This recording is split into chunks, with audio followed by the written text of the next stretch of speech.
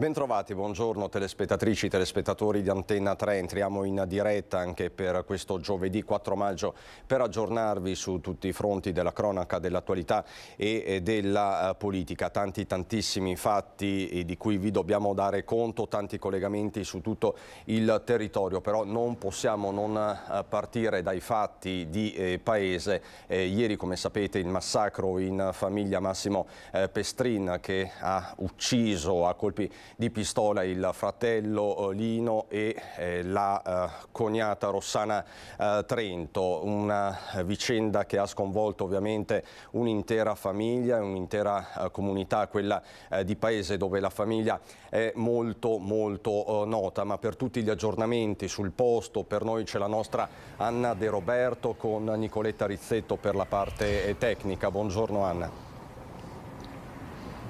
Cristian, buongiorno a te telespettatori. Partiamo, come hai detto tu, dalla comunità. Oggi il sindaco di paese Katia Auberti tra pochissimi minuti dovrebbe proprio arrivare qui per far visita alla famiglia Pestrin. In casa c'è Giancarlo, uno dei fratelli di Lino e Massimo. Eccola qua, tra l'altro la sindaca Nicoletta, se riesci a riprenderla, la sindaca è appena arrivata in questo momento proprio per far visita alla famiglia, incontrare Giancarlo. In questo momento in casa ci sono i figli di Giancarlo che hanno chiuso il cancello per fare in modo che curiosi e peraltro anche noi giornalisti non cercassimo di intervistare qualcuno. La famiglia ovviamente si è chiusa in un profondo dolore. Eccolo il sindaco, lo vediamo in questo momento. Katia Auberti, buongiorno.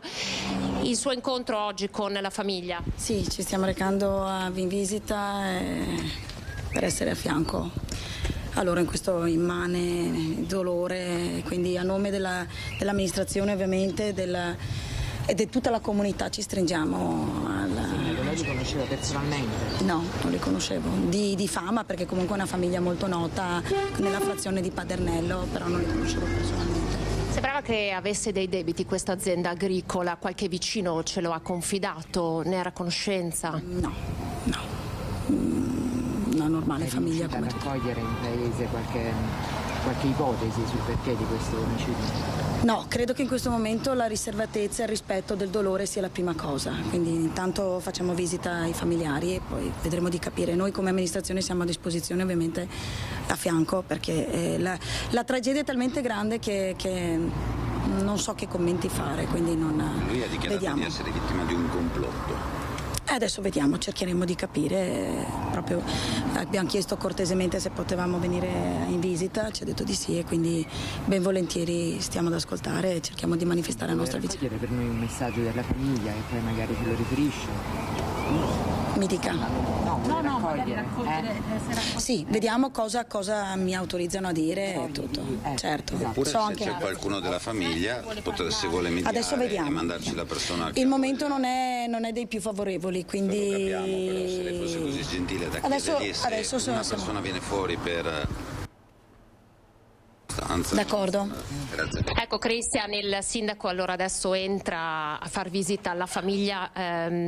Avete sentito, il collega ha parlato di complotto e sono le prime parole che sono emerse questa mattina in procura. Vi faremo sentire tra poco anche l'intervista del procuratore Martani. Pare che Massimo si sentisse vittima di un complotto personale. Queste sono state le parole che sono state dette, quindi la pista, quella legata ai soldi, quella legata all'eredità, potrebbe non essere quella da seguire. Intanto ripercorriamo la cronaca con il primo servizio che vi facciamo ascoltare. Cerchiamo di capire, di ricordare che cosa è accaduto e poi vi faremo sentire anche le parole del procuratore. Ma intanto vediamo il primo servizio.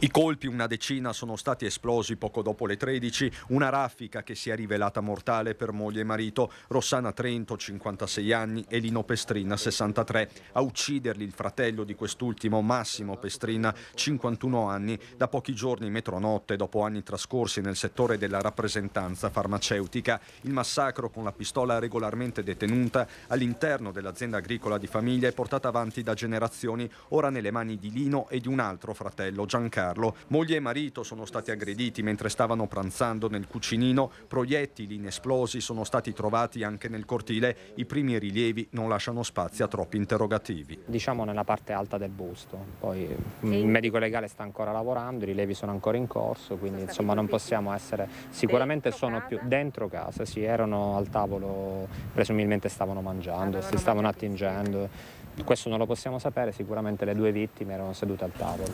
Gli spari scuotono la normalità solo apparente di un primo pomeriggio come altri in via Monsignor Breda, sul confine tra Paese e Quinto di Treviso. Sarebbe stato lo stesso Massimo ad allertare i carabinieri, confessando il duplice delitto subito dopo. Anche lui inizialmente si è assunto la responsabilità del fatto, sono cose che poi, come stavamo precedentemente dicendo, vanno verificate, ci sono accertamenti istruttori, il quadro porta a questo. L'allarme è stato dato sia dalla persona che ci sono giunte altre comunicazioni che stiamo verificando, sentendo le persone che hanno udito i colpi d'arma da fuoco. Sembra comunque che Massimo si fosse trasferito da poco nella casa di famiglia, poche settimane forse per avvicinarsi al nuovo lavoro. Doveva essere una sorta di punto d'appoggio, forse è stato il detonatore di vecchi e mai sopiti dissidi familiari. Questa è la pista seguita dagli inquirenti. Quella più credibile al momento è questa, ma è in corso di valutazione, ma sembrerebbe questo il percorso, il movente. Per tutto il pomeriggio sul luogo del massacro conoscenti ma soprattutto familiari, quella Pestrin è una famiglia numerosa, 6 tra fratelli e sorelle, tutti increduli di fronte al dramma.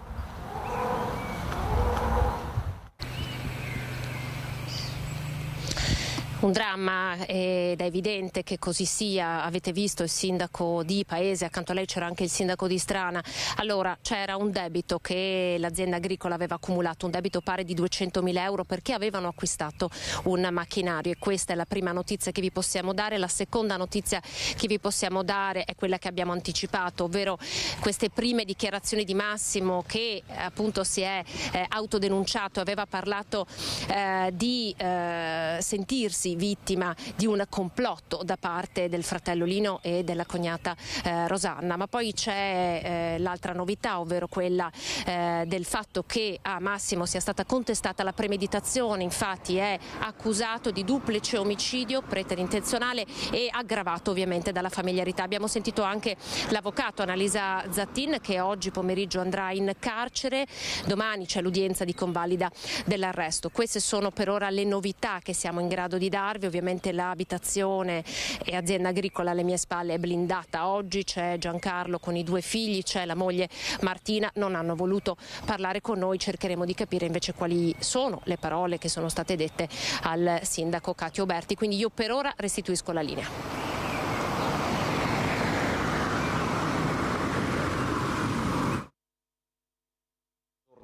E grazie anche a Nicoletta Rizzetto. Restiamo in attesa dunque di capire se la sindaca di Paese Katia Oberti si farà portavoce della famiglia, però vi faccio sentire le dichiarazioni che sono state raccolte poco fa dalla nostra Daniela Sizia, che sta seguendo la vicenda in contemporanea ad Anna da Palazzo di Giustizia. È stata in procura e ha sentito il capo procuratore Marco Martani, quindi c'è questo disegno forse mentale del killer, un complotto, ma sentite le parole di Marco Martani. Allora, l'arrestato era estremamente freddo e lucido, ha detto all'operatore che aveva ucciso suo fratello e sua cognata e li ha invitati a mandare al più presto un'autovettura di servizio, un volante, sul posto, dicendo che li avrebbe aspettati. Non ha fornito ulteriori particolari, ha dato le sue generalità che ho potuto ripetere. L'operatore voleva qualche particolare in più, ma lui insisteva dicendo di mandare un'automobile e poi chiuso la telefonata. Quindi, quando è stato poi arrestato, ha reso delle dichiarazioni spontanee? Successivamente ha reso delle dichiarazioni spontanee davanti al pubblico ministero, presente il suo avvocato difensore, di tipo confessorio, ha ammesso il fatto e genericamente il movimento è ricollegabile a quello che riteneva essere un complotto ai suoi danni, di cui facevano parte appunto il fratello e la cognata. Quindi lui ha detto di essere vittima di un complotto. Di essere vittima di un complotto. 17 colpi, la dinamica? 17 colpi, dinamica adesso verrà ricostruita dagli accertamenti anche balistici, ma lui praticamente ha scaricato il caricatore della sua Glock calibro 9x21, l'ha scaricato addosso al fratello e alla cognata che stavano mangiando e quindi erano assolutamente impreparati a questa aggressione. Poi quanti colpi abbiano colpito l'uno e l'altro, questo lo cercherà l'autopsia, chiaramente non hanno avuto scampo. Non ha risposto al PM di turno. Allora, lui ha reso dichiarazioni spontanee, ma non ha ritenuto di rispondere all'interrogatorio, cioè non ha ritenuto di rispondere a domande specifiche che gli avrebbe fatto il PM. Domattina ci sarà una nuova opportunità di interrogatorio, perché il GIP ha fissato per domani l'interrogatorio di garanzia per la convalida dell'arresto e per decidere sulla richiesta di misure cautelari presentata dal pubblico ministero, e in questa occasione potrà rispondere, ma potrà anche avvalersi della facoltà di non rispondere. Lo sapremo domani, ecco. Lui guardia giurata da soli 10 giorni. Sì, 10 giorni che era in servizio. Un po' torna a questo tema delle guardie giurate. Torna, insomma. Non penso che si possa fare una generalizzazione, ecco. Sicuramente aveva superato tutti gli accertamenti di idoneità psicofisica al ruolo di guardia giurata e al maneggio delle armi, perché chiaramente questi sono stati fatti, perché altrimenti non sarebbe stato assunto per un servizio di guardia giurata armata oltretutto. Ecco, scusi, l'accusa per ora qual è? È duplice omicidio volontario aggravato dalla premeditazione e dal rapporto di parentela con le vittime. Ecco, le parole raccolte dalla nostra Daniela Sizia sono chiarissime. Omicidio duplice, omicidio aggravato dalla premeditazione e dal vincolo di parentela. Quindi questo al momento è la cornice giuridica legale all'interno della quale si muovono gli inquirenti coordinati dalla Procura della Repubblica di Treviso. Ricordiamo quest'uomo di 51 anni, Massimo Pestrin, che ha scaricato sui congiunti, il fratello e la cognata, 17 colpi, non una decina come si era detto fino a pochi minuti fa, a poche ore fa, quindi un vero e proprio massacro. Alcuni proiettili inesplosi poi sono stati ritrovati anche all'esterno della cascina sul cortile. Le immagini girate ieri dai nostri Simone Merlo e Nicoletta Rizzetto parlano da sole. Va detto che il massacro si è compiuto all'interno del cucinino, poi l'uomo è andato verso l'esterno, il killer, e lì avrebbe appunto chiamato lui stesso il 112 allertato anche da altri vicini di casa, ma per l'appunto le indagini sono ancora in corso e poi bisognerà capire cosa dirà nelle prossime ore lo stesso Massimo Pestrin e poi i familiari. Ovviamente bisogna andare a fondo di queste relazioni, capire se c'è un movente specifico, quindi questi dissidi coltivati nel tempo, di natura economica, di natura relazionale, insomma un puzzle che va ancora costruito del tutto. Ovviamente se ci saranno aggiornamenti torneremo a collegarci con Anna De Roberto e Nicoletta Rizzetto, ma anche con Daniela Sizia, che come avete visto è in procura, perché ovviamente si apre una delicatissima partita legale. E rimaniamo sulla cronaca, rimaniamo nel Trevigiano e andiamo a Basalghelle, dove ieri si sono tenuti i funerali di Giuseppe Silvestrini, il 53enne che il 24 aprile scorso si è tolto la vita dopo aver ferito con diversi fendenti il proprio avvocato Mary Zorz.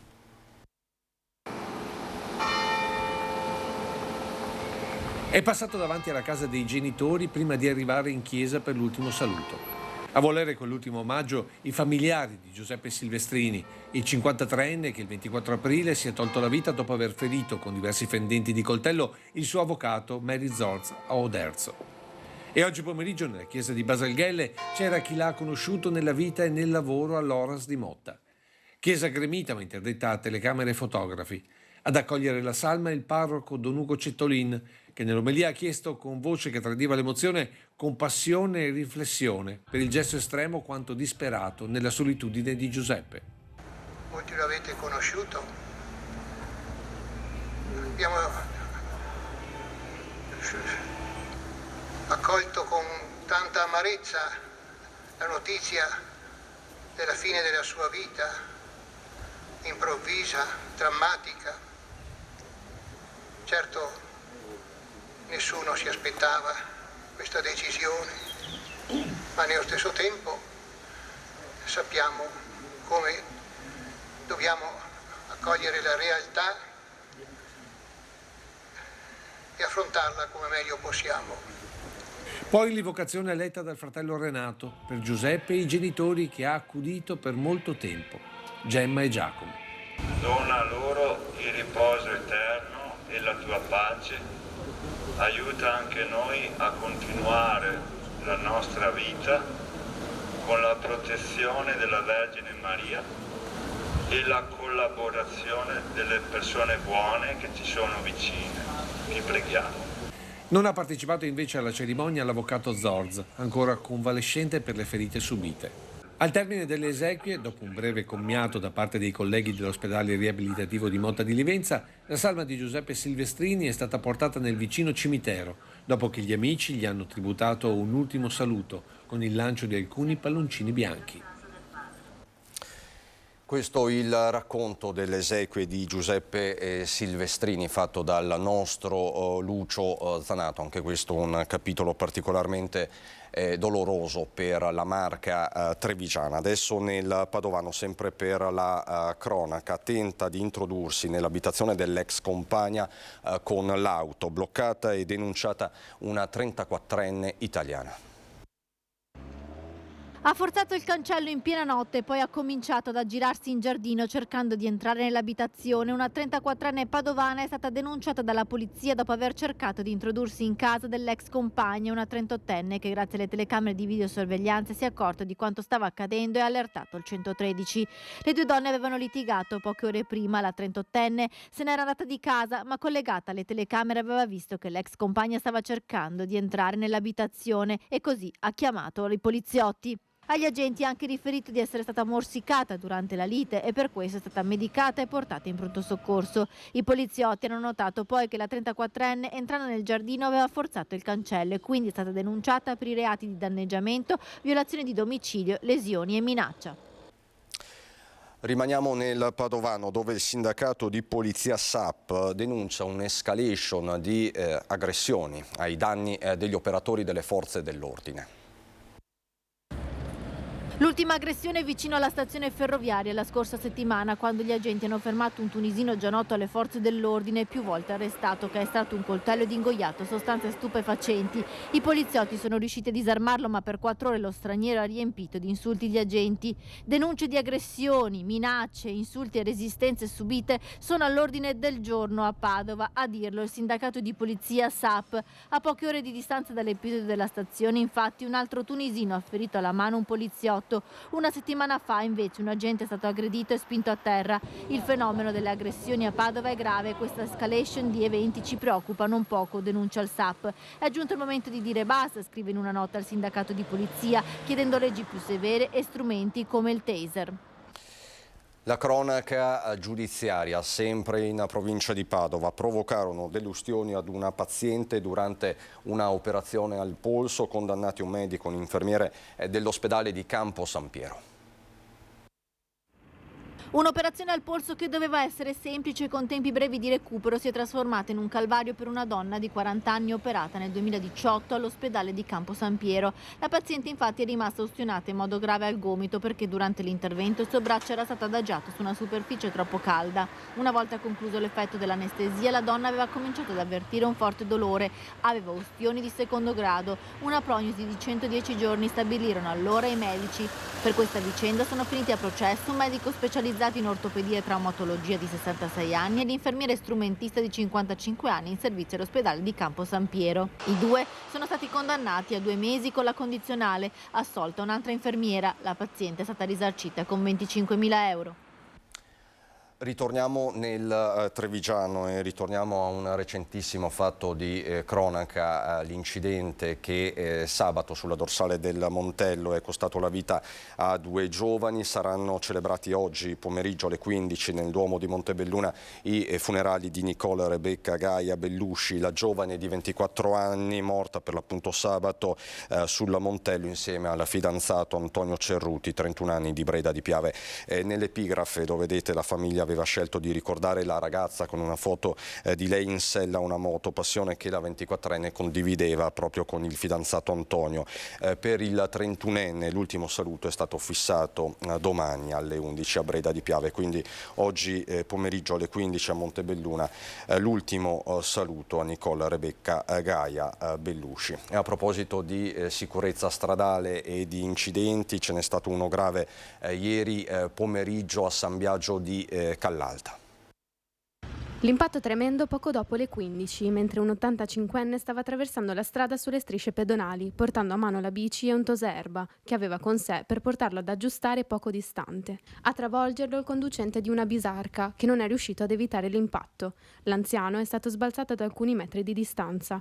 Sul posto sono intervenuti tempestivamente i sanitari del SUEM, che dopo aver stabilizzato l'anziano lo hanno trasportato a Cafoncello.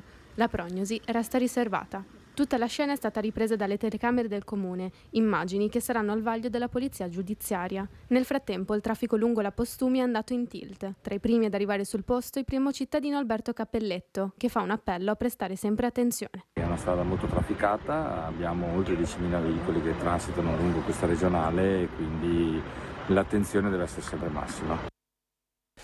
Vi do un aggiornamento di cronaca che mi arriva proprio ora da Lina Paronetto. Rimaniamo nel Trevigiano. È stato deferito all'autorità giudiziaria per porto abusivo di armi, oggetti atti a offendere dai carabinieri della tenenza Upitergina un 45enne di origini kosovare che in piena notte, erano circa le 2:30, è stato controllato in stato di evidente alterazione psicofisica da una pattuglia dei militari dell'Arma non distante dall'ospedale di Oderzo. Lo straniero seduto su una panchina aveva con sé un grosso martello che voleva utilizzare, così ha detto, per danneggiare la sede di un centro scommesse della zona a seguito di una presunta vincita di denaro non corrisposta. L'utensile è stato posto sotto sequestro, quindi insomma pare si sia evitato davvero il peggio questa notte a Oderzo, dove c'era questo 45enne di origini kosovare in stato di evidente alterazione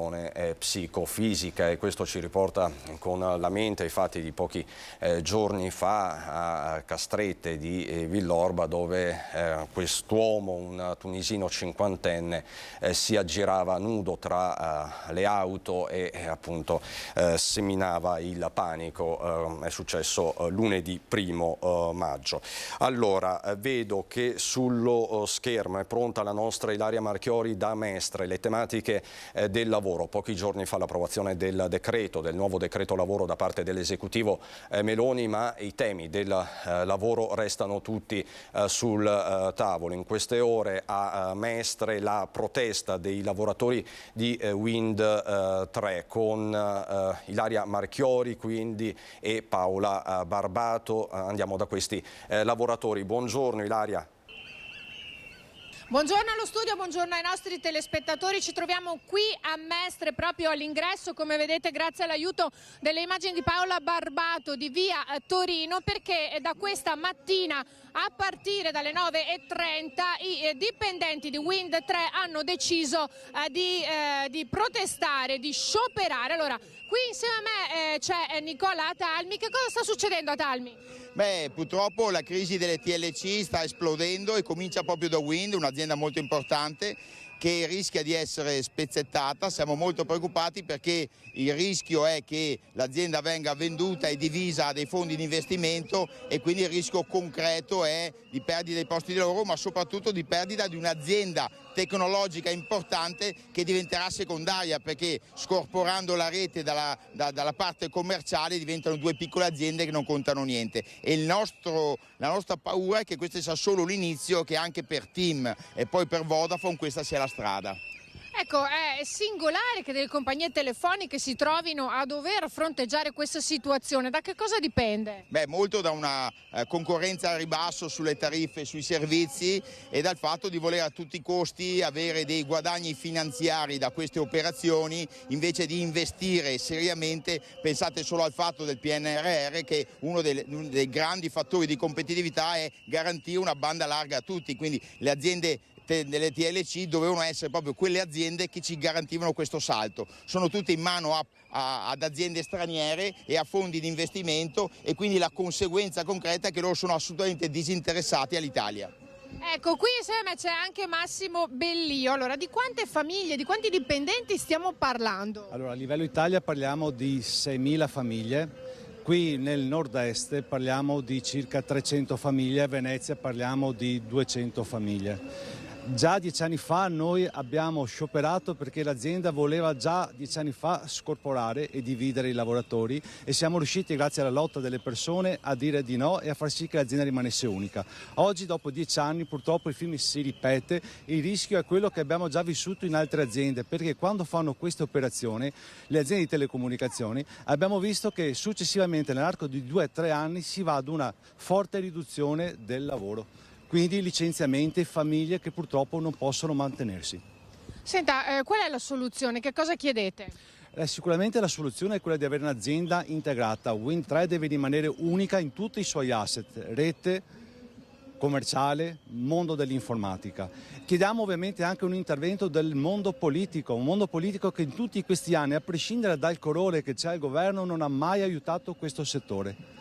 Grandi gare con tanti soldi per poter mettere sulle antenne che servono a tutti noi. Abbiamo visto col Covid cosa vuol dire le telecomunicazioni in Italia, ma al contrario lavoratori sempre meno pagati e sempre con posti di lavoro a rischio, perché ovviamente i profitti che le aziende vogliono diventano sempre inferiori. Basti pensare che una famiglia con 5 euro ha un cellulare, chiamate illimitate, servizio dati illimitato e tutto quello che ne consegue. Sicuramente i cittadini sono contenti, però dietro dobbiamo sapere che ci sono 6.000 famiglie in Wind Tre, ci sono 200 famiglie nel settore TLC che lavorano, e senza poter portare a casa uno stipendio ovviamente avremo 200.000 famiglie che si troveranno a non saper più come poter vivere, far studiare i propri figli.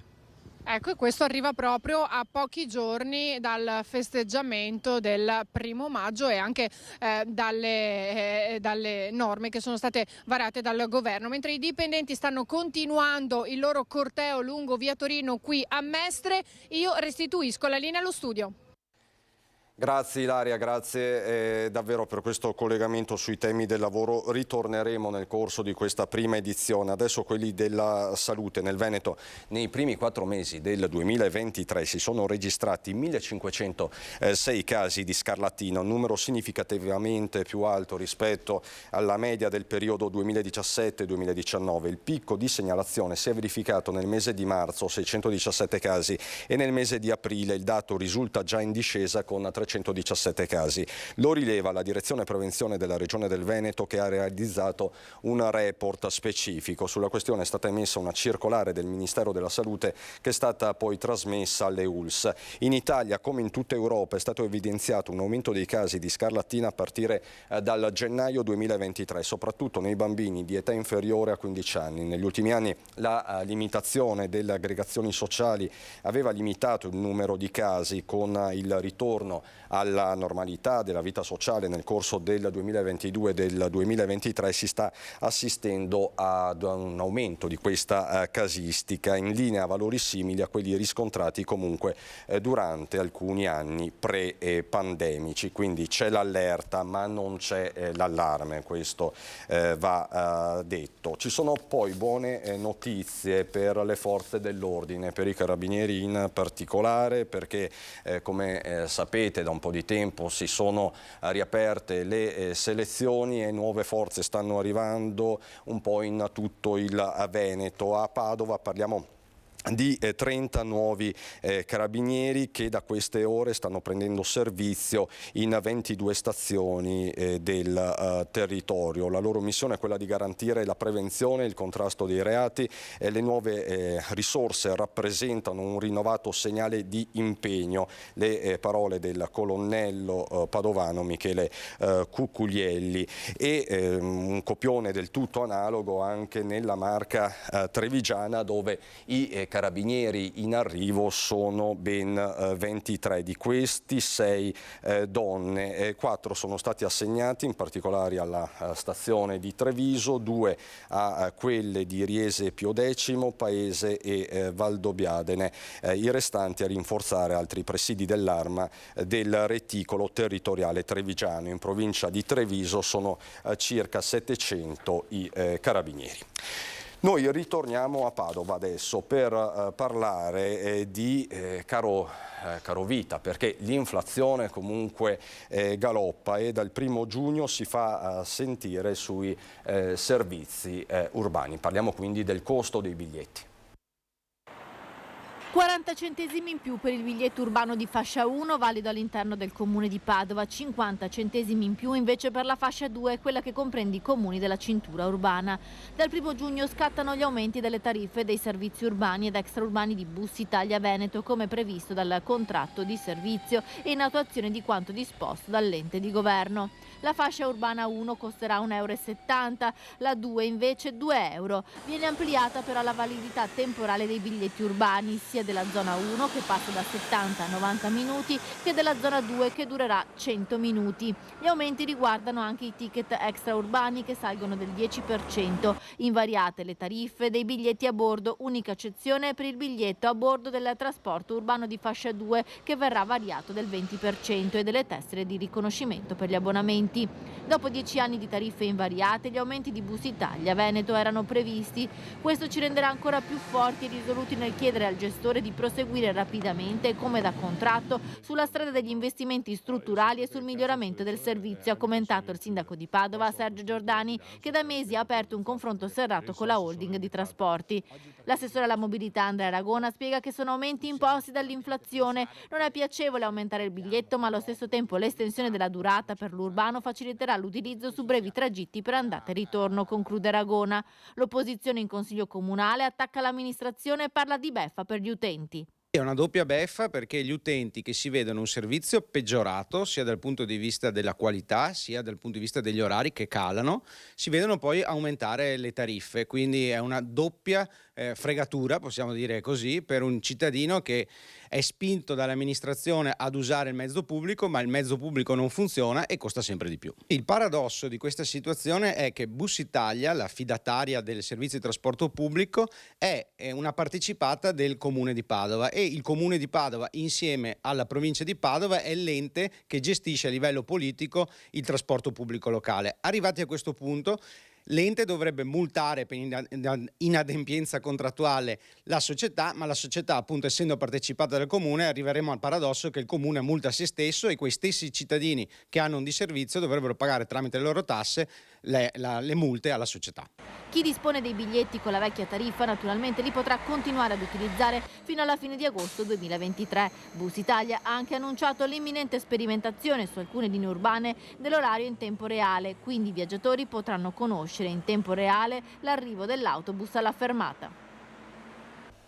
E noi rimaniamo nel Padovano. Come vi dicevo, ci sono tanti collegamenti pronti su tutto il territorio nel Padovano per alleggerire un po' i toni di questa prima edizione. Avete visto, ci sono tanti temi, alcuni dei quali molto gravi, ma vi raccontiamo adesso una storia, la storia di un paese che nel Padovano sta chiedendo di cambiare comune, da Vigonza a Noventa Padovana. Con Valentina Visentin, tra l'altro, non c'è solo uno dei 2 sindaci coinvolti da questa operazione, da questa richiesta, ma anche un professore, un costituzionalista che tutti voi conoscete. Buongiorno Valentina Visentin.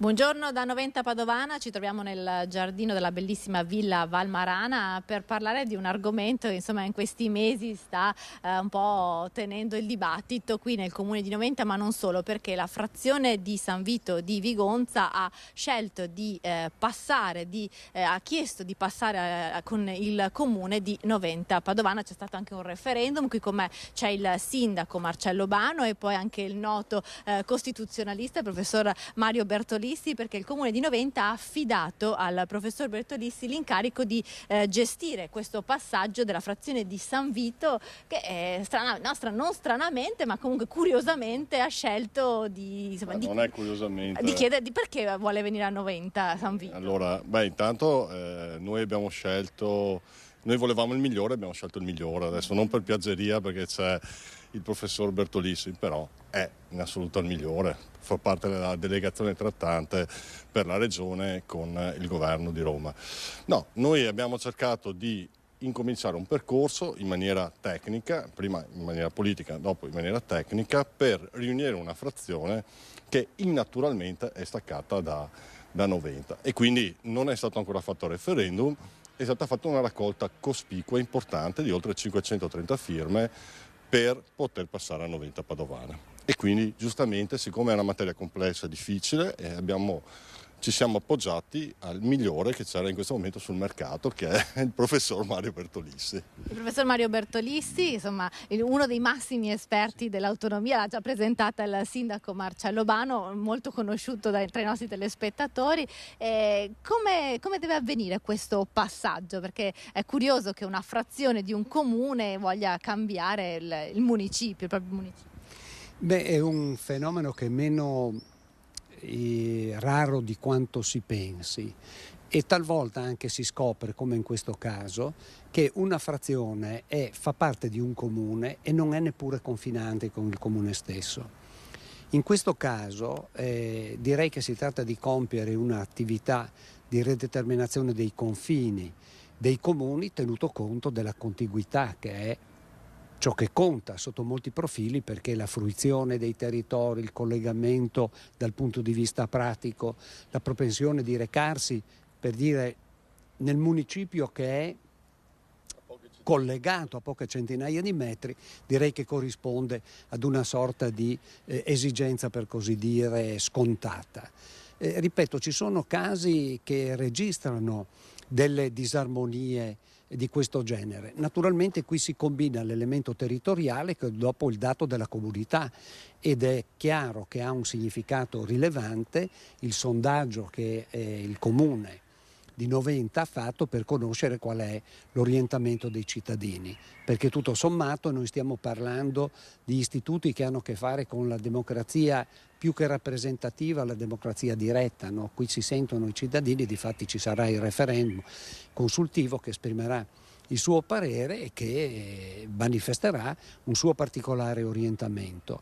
Noi nel nostro paese, tra l'altro, per tradizione, vediamo sempre con fastidio tutto quello che riguarda il collegamento diretto, l'interlocuzione con il cittadino. Ogni tanto vale la pena di darsi una regolata per capire anche quali sono le aspettative dei maledettissimi cittadini, che sono quelli che però che fanno la comunità.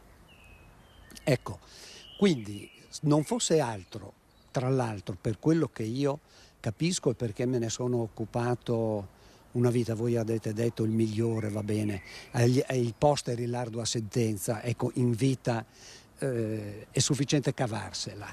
Ecco, io cercherò di cavarmela, dare il mio supporto, perché ci sono dopo tutta una serie di adempimenti che devono essere svolti in modo scrupoloso, proprio perché si tratta di un'attività significativa e dal punto di vista sociale, economico, culturale e istituzionale. Professore, abbiamo visto, per l'autonomia ci sono tempi lunghissimi, perché dal 2017 ne stiamo ancora parlando. Per un passaggio di una frazione all'altra i tempi speriamo siano più brevi. Sì, penso che i tempi saranno certamente più brevi, anzi la legge statale generale e poi la legge regionale che dà attuazione alla legge statale prevede anche delle tempistiche direi ridotte. Dopo, se tutto dovesse andare a buon fine, ci sarà da curare il passaggio dei beni naturalmente e la ricognizione in buona sostanza di tutto quello che da un comune viene ceduto all'altro che incorpora la frazione che prima faceva parte, scollegata peraltro, dell'altro ente. Allora ringraziamo il sindaco di Noventa Marcello Bano e il professor Mario Bertolissi, insomma, e tra poco si ridisegneranno i confini geografici del comune di Noventa. Da Noventa Padovana è tutto, restituisco la linea allo studio. Valentina, grazie infinite a te, Federico Civotto per la parte tecnica, Marcello Bano, sindaco di Noventa, e al professor Mario Bertolissi, che come sempre è molto preciso, chiaro, insomma, anche lì una questione di autodeterminazione. Vedremo come andrà a finire anche questa partita. Noi abbiamo ancora tantissimi collegamenti aperti con il territorio. Fra qualche istante andremo a Vicenza e ancora a Romano Dezzelino, ma subito dopo la pubblicità saremo in grado di collegarci in diretta con la sindaca di Tambre. Siamo in Alpago, dove nei giorni scorsi è passato l'orso. Anche questo è un tema. Allora ci vediamo fra pochissimo dopo la pubblicità, fra poco. Di nuovo in diretta per raccontarvi questo giovedì 4 maggio a Nord-Est. Siamo partiti dai fatti di ieri di Paese, l'orrore in famiglia, il massacro dei due coniugi. Ci sono delle novità, c'è questo aggravante della premeditazione in capo all'uomo di 51 anni che ha sparato contro i congiunti, ma ovviamente su questi fatti ritorneremo. Abbiamo diversi collegamenti aperti con il territorio, siamo già stati a Mestre per la protesta dei lavoratori di Wind 3 e a Padova per quella strana richiesta che arriva da una frazione di Vigonza. Adesso subito, immediatamente, perché la vedo indaffaratissima e non vorrei rubarle troppo tempo, Sara Bona, sindaco di Tambre. Buongiorno sindaco. Buongiorno a voi, buongiorno ai telespettatori. Ecco, siamo a Tambre, quindi nel cuore dell'Alpago, Alpago che è stato visitato nei giorni scorsi dall'orso. Sindaco, come la mettiamo dopo i fatti del Trentino? Questo è un dibattito ormai accesissimo a livello nazionale. Lei è più incuriosita, preoccupata? Qual è il suo stato d'animo da sindaco, da tutore della sicurezza e dell'ordine pubblico? Ecco, allora, sicuramente il vostro titolo dice una cosa giusta, orso e lupi. Vorrei soffermarmi su questo, nel senso, quello dell'orso probabilmente è stato un passaggio, una cosa che succede di frequente negli ultimi anni. Ovviamente chi mi dà queste informazioni sono esperti del settore, per cui diciamo sono loro a dirci che si tratta di, non è il primo episodio, l'orso è in transito spesso nel nostro territorio, succede da tempo, per cui e finora non ha creato grossi problemi, salvo un episodio di attacco verso un gregge dove c'era un asino e lì il povero asino ha fatto le spese all'orso. Quello che mi preoccupa molto di più invece è la presenza del lupo, perché il lupo nel nostro territorio purtroppo sta diffondendosi in maniera molto importante. Le greggi sono attaccate continuamente, per cui diciamo, mentre l'orso adesso è alla ribalta della cronaca, ma in realtà da noi non ha mai creato un grossissimo problema, almeno finora, il lupo invece comincia a diventare qualcosa di veramente difficile da gestire, sia da parte degli esperti, dei forestali, dei carabinieri forestali, eccetera, che anche da parte dei nostri allevatori. Riguardo all'orso, ecco, ovviamente noi non possiamo essere sicuri che sia in transito, può darsi che si fermi per alcune giornate. Sicuramente va fatta molta attenzione nel passeggiare per i boschi. Tuttavia il problema non è così imminente, insomma, ecco.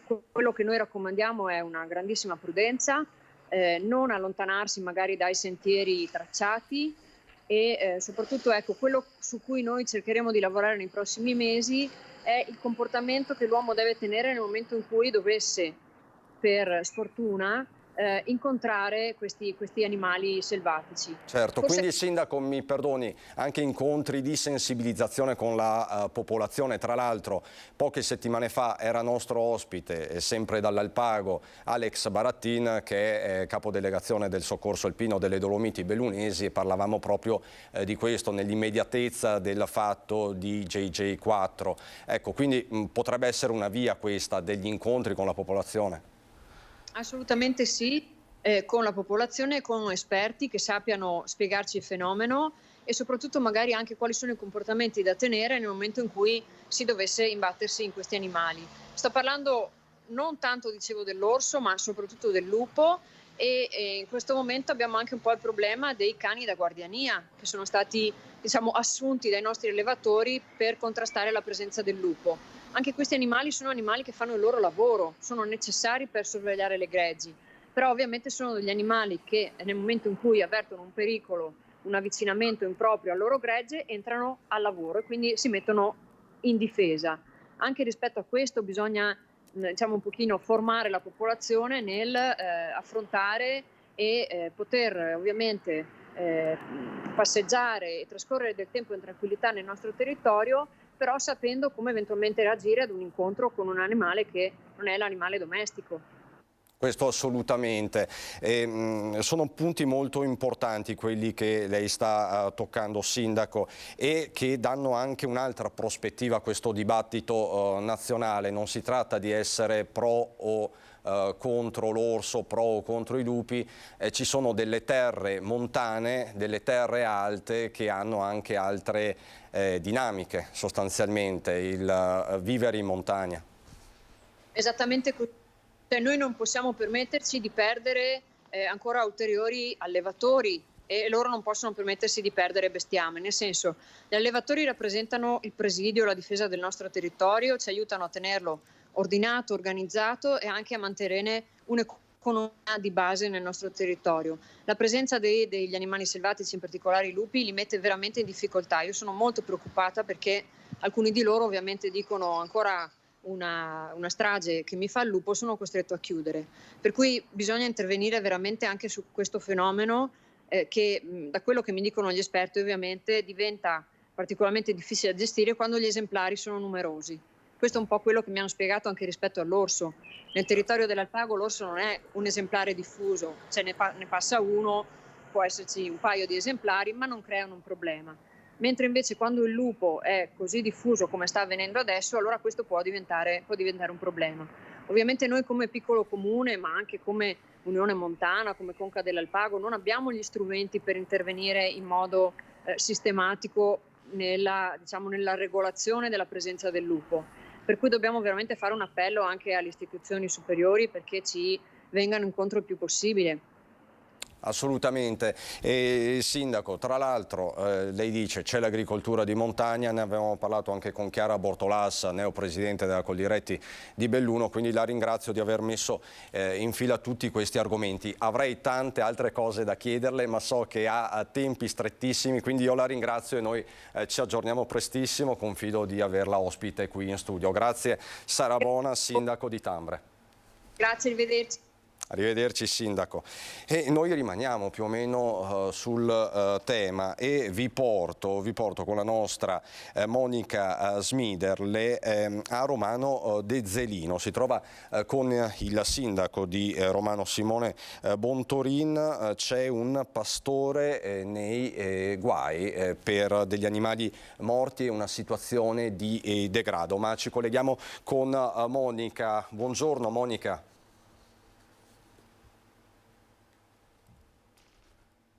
Monica Smiderle da Bassano, forse non è ancora pronta, chiedo alla regia. Sì, forse si sta collegando la Monica, vedo Monica Smiderle, perfetto, la vedo, quindi il collegamento è pronto. Buongiorno Monica. Buongiorno a tutti, siamo con il sindaco di Romano De Zelino Simone Bontorin. Questa mattina momenti di tensione in Valle Santa Felicita. Sindaco, che cosa è successo? Abbiamo ricevuto delle segnalazioni nei giorni scorsi relativamente a una situazione igienico-sanitaria poco chiara qui in Valle Santa Felicita per quanto riguarda delle persone che stavano pascolando il proprio gregge di ovini. Siamo intervenuti perché nella giornata di ieri, nella serata di ieri, abbiamo ricevuto delle segnalazioni su capi abbandonati e morti proprio in mezzo alla valle e di conseguenza è una situazione non accettabile che necessita l'intervento soprattutto dell'autorità di pubblica sicurezza e di sanità locale, quale è il sindaco. E infatti questa mattina agenti della polizia locale, i carabinieri della forestale, insomma mi racconta un pochino. Sì, abbiamo fatto intervenire la nostra polizia locale che con il supporto dei carabinieri forestali e del servizio veterinario ha accertato che c'erano delle irregolarità e di conseguenza ha comminato le sanzioni, tutto quello che serviva, oltre ai verbali del caso, perché purtroppo la situazione era abbastanza seria. Tra l'altro si tratta di persone note già alle forze dell'ordine e anche a questi servizi veterinari, per cui motivo in più per dire a tutti che se si vuole fare questo tipo di attività si deve essere rispettosi delle regole e soprattutto Valle Santa Felicita, oltre a essere un punto naturalisticamente importante, è anche una situazione in cui i turisti, le persone vengono a camminare. Situazione seria, che cosa significa? C'erano dei capi morti abbandonati proprio alle nostre spalle e oltre a questo si tratta di una presenza non temporanea ma stanziale da ormai qualche giorno, qualche settimana vorrei dire. Pertanto anche questa cosa non va bene rispetto a quelle che sono le regole di questo tipo di attività. Adesso che cosa succederà? Notificheremo le sanzioni, dopodiché con la polizia locale stiamo valutando anche una qualche forma di interdizione all'attività di queste persone nel nostro territorio comunale, quasi come fosse un DASPO.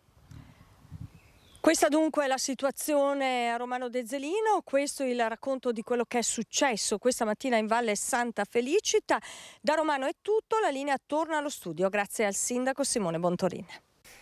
E grazie a te Monica Smiderle con Alessandro Costacurta da Romano De Zelino. Noi rimaniamo nel Vicentino per parlare però di opere pubbliche. Vedo pronta anche lei la nostra Luisa Bertini, siamo tra Creazzo e Vicenza. Buongiorno Luisa.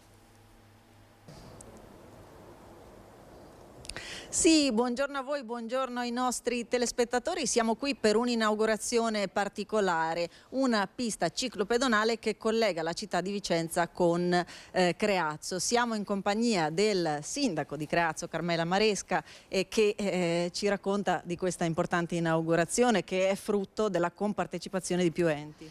Allora, sono intanto felicissima e orgogliosa di questa realizzazione che ha iniziato il mio predecessore, oggi consigliere regionale Stefano Giacomì.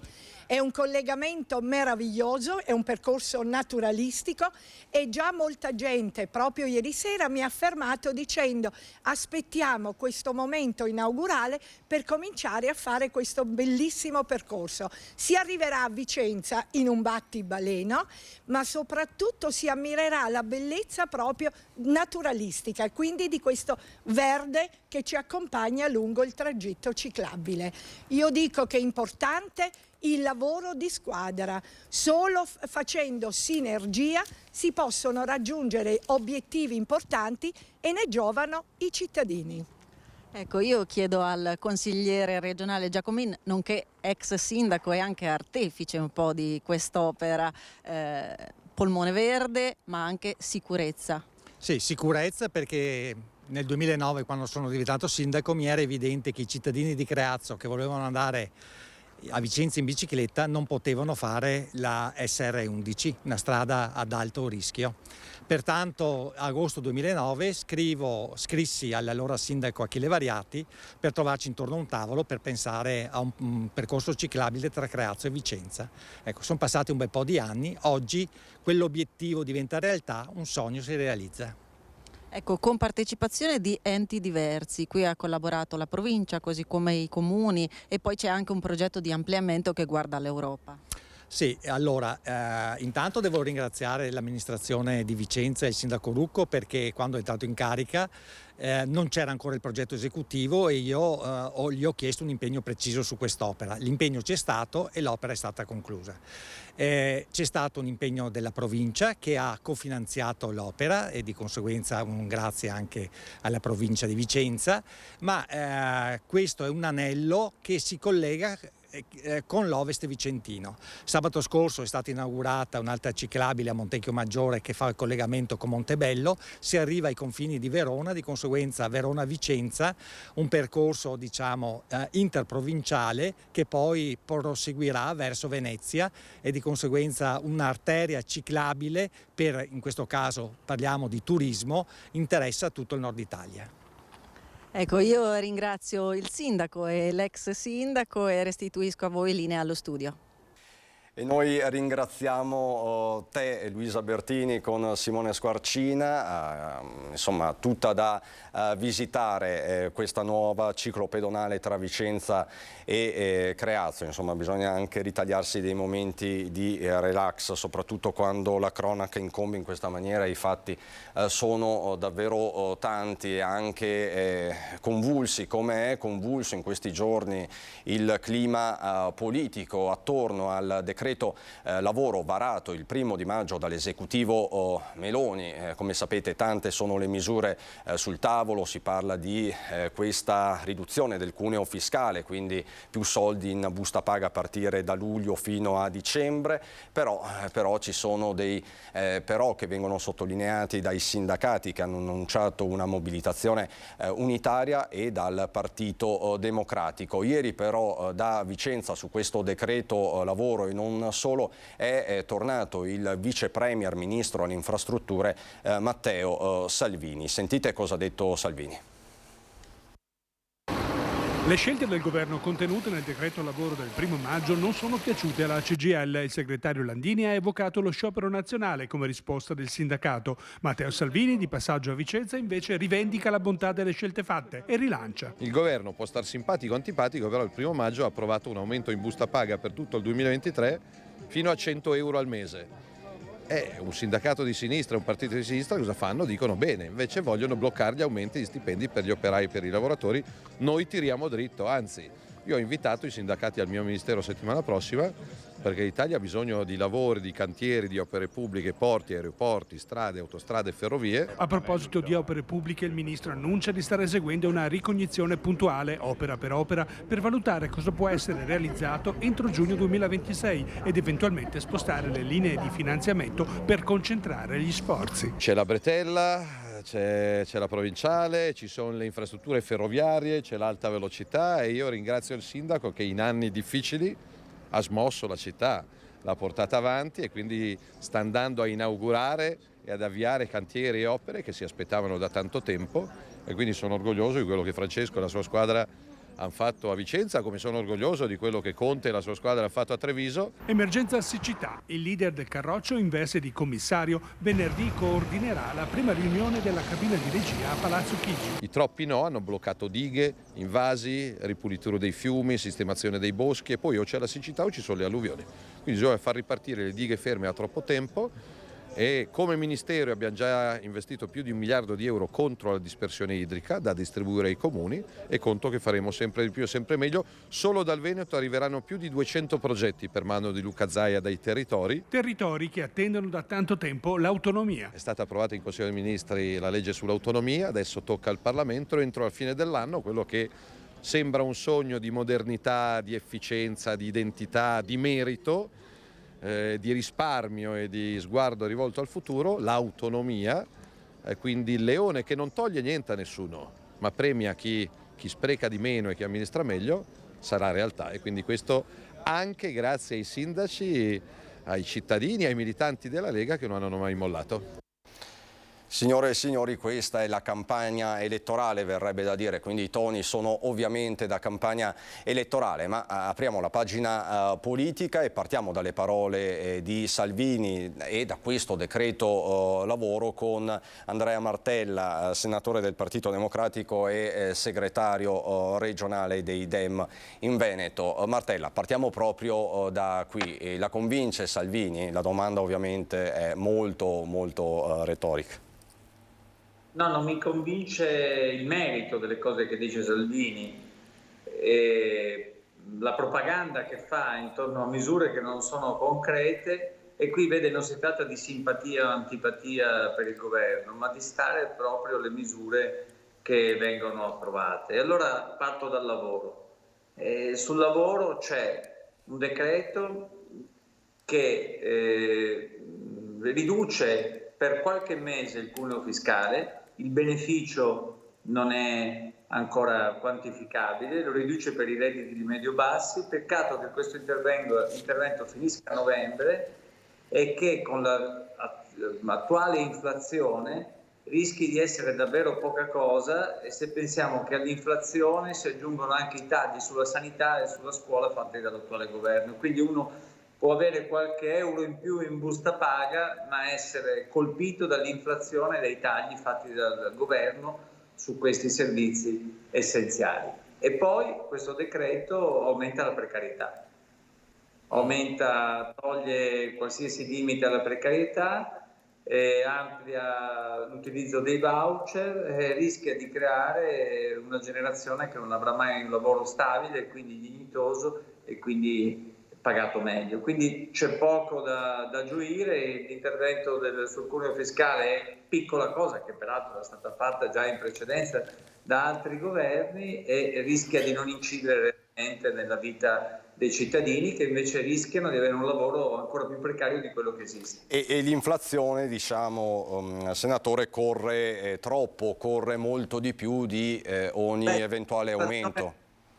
Con un'inflazione all'8%. E con i tagli che sono previsti, se noi pensiamo che un cittadino in Veneto deve prenotare una visita specialistica da una struttura privata perché non ha quella pubblica e deve pagare 200-300 euro, quel beneficio di riduzione del costo del lavoro viene diciamo in una volta sola, 3 mesi vengono in qualche modo polverizzati. Quindi a questo punto cosa bisognerebbe fare? Non vorrei parafrasare Renzi o altri leader, però che misura shock servirebbe?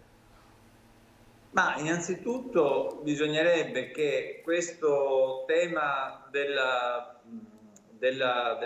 cuneo fiscale fosse reso strutturale, perché questo finisce a novembre. Per renderlo strutturale bisogna cercare di trovare circa 12 miliardi nella prossima manovra economica, e quindi bisognerebbe fare in modo che il beneficio sui cittadini rimanesse per più tempo. Poi bisogna lavorare sui contratti di lavoro, e cioè fare in modo che vengano rinnovati tutti quei contratti che da troppi anni non sono rinnovati, dando più soldi in busta paga ai lavoratori. E poi bisognerebbe pagare meglio i contratti a tempo indeterminato e ridurre i costi su quelli, perché come hanno detto anche gli industriali della nostra regione, un'azienda, se trova un lavoratore bravo, formato, tende a stabilizzarlo, ma se vengono tutelati, se vengono privilegiati i contratti a tempo determinato, è chiaro che questo percorso viene meno. Si tratterebbe di fare una politica del lavoro per rendere il lavoro più degno e più sicuro. Allora, a tal proposito vorrei far sentire, lei sicuramente già le conosce, segretario Martella, le parole pronunciate da Elly Schlein nei giorni scorsi dalla segretaria del Partito Democratico proprio sul decreto lavoro e su questa precarizzazione. Sentite Schlein. Il decreto che hanno approvato ieri l'hanno chiamato lavoro.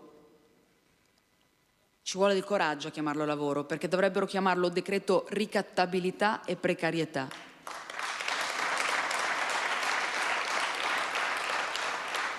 Ci vuole del coraggio perché quello è un decreto che non solo smantella l'unico strumento, per quanto sicuramente migliorabile dopo qualche anno, di sostegno alla povertà, ma al contempo, rende più ricattabili lavoratrici e lavoratori quando dice che le causali per fare ricorso ai contratti a termine possono essere, individuate anche dalla contrattazione collettiva non solo nazionale ma anche aziendale, addirittura tra le parti, come se quelle parti sedute al tavolo non avessero un enorme dislivello di potere tra chi il lavoro lo può offrire e chi ce l'ha bisogno per mangiare. Negare quel dislivello di potere è proprio l'ideologia della destra. Ideologia della destra, dice la Schlein. Da quando è diventata segretaria gli attacchi frontali al governo sono quotidiani, quindi segretario, le chiedo, dobbiamo abituarci a una dialettica di questo tipo molto forte fra PD e governo? Dobbiamo sempre più renderci conto che la visione politica e culturale del Partito Democratico è una visione netta, di cui la segretaria si fa portatrice, e l'opposizione che noi facciamo al governo di centrodestra è un'opposizione di merito molto concreta e che non vuole fare sconti se si producono norme e iniziative che sono contro gli interessi dei cittadini del nostro Paese. E penso che questo sia un fatto positivo per la democrazia, e del resto si sta vedendo che per quanto riguarda il Partito Democratico le ultime rilevazioni ci dicono che quando ci sono posizioni nette, ben precise, che accompagnano ovviamente alla critica anche delle proposte, il consenso del Partito Democratico può salire. E anche il lavoro che stiamo facendo nel Veneto ormai da un po' di tempo, intervenendo su questioni come la sanità, la siccità, il lavoro, la sua sicurezza, l'autonomia, per presentare le nostre proposte, oltre che per denunciare le scelte sbagliate che fa il governo o, nel nostro caso, la giunta regionale del Veneto. E a proposito di autonomia, Martella, non si è incardinato solo il DDL Calderoli al Senato sull'autonomia, il disegno di legge sull'autonomia differenziata di cui tanto abbiamo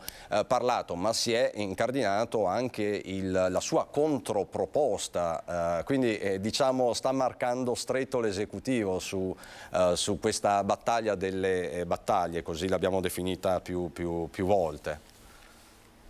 Sì, l'avevo detto fin dall'inizio della legislatura, grazie al lavoro che abbiamo fatto in Veneto, ho presentato un mio disegno di legge sull'autonomia differenziata che è stato abbinato a quello presentato dal governo.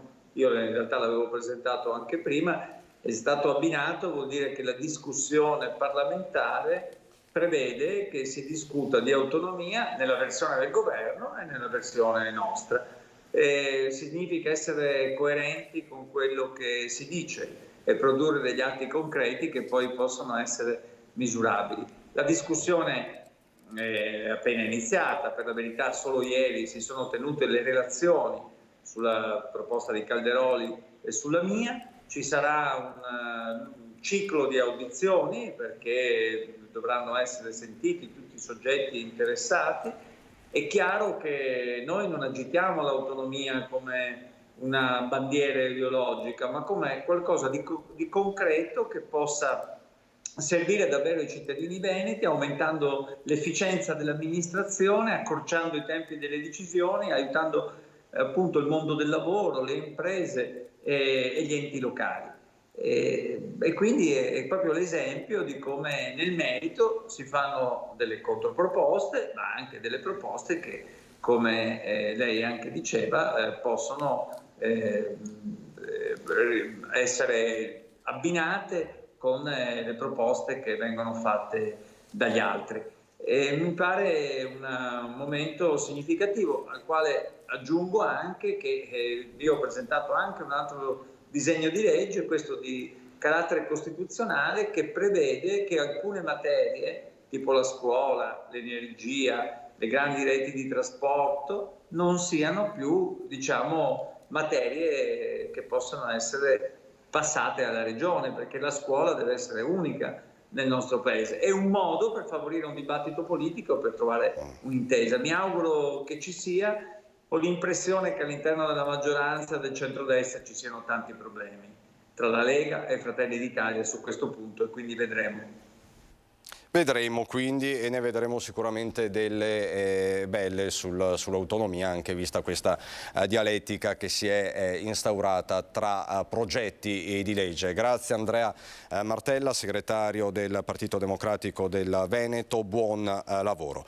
E io, prima di introdurvi la mia nuova ospite che mi ha già raggiunto in studio per parlare di moda tra presente futuro, ma insomma restate con noi perché è particolarmente interessante, vi porto a Bovolenta, quindi ritorniamo nel Padovano, perché ci sono stati 3 fiocchi azzurri in 3 giorni e non è scontato in un momento in cui si parla tanto di decremento demografico, addirittura di inverno demografico. Così dunque a Bovolenta.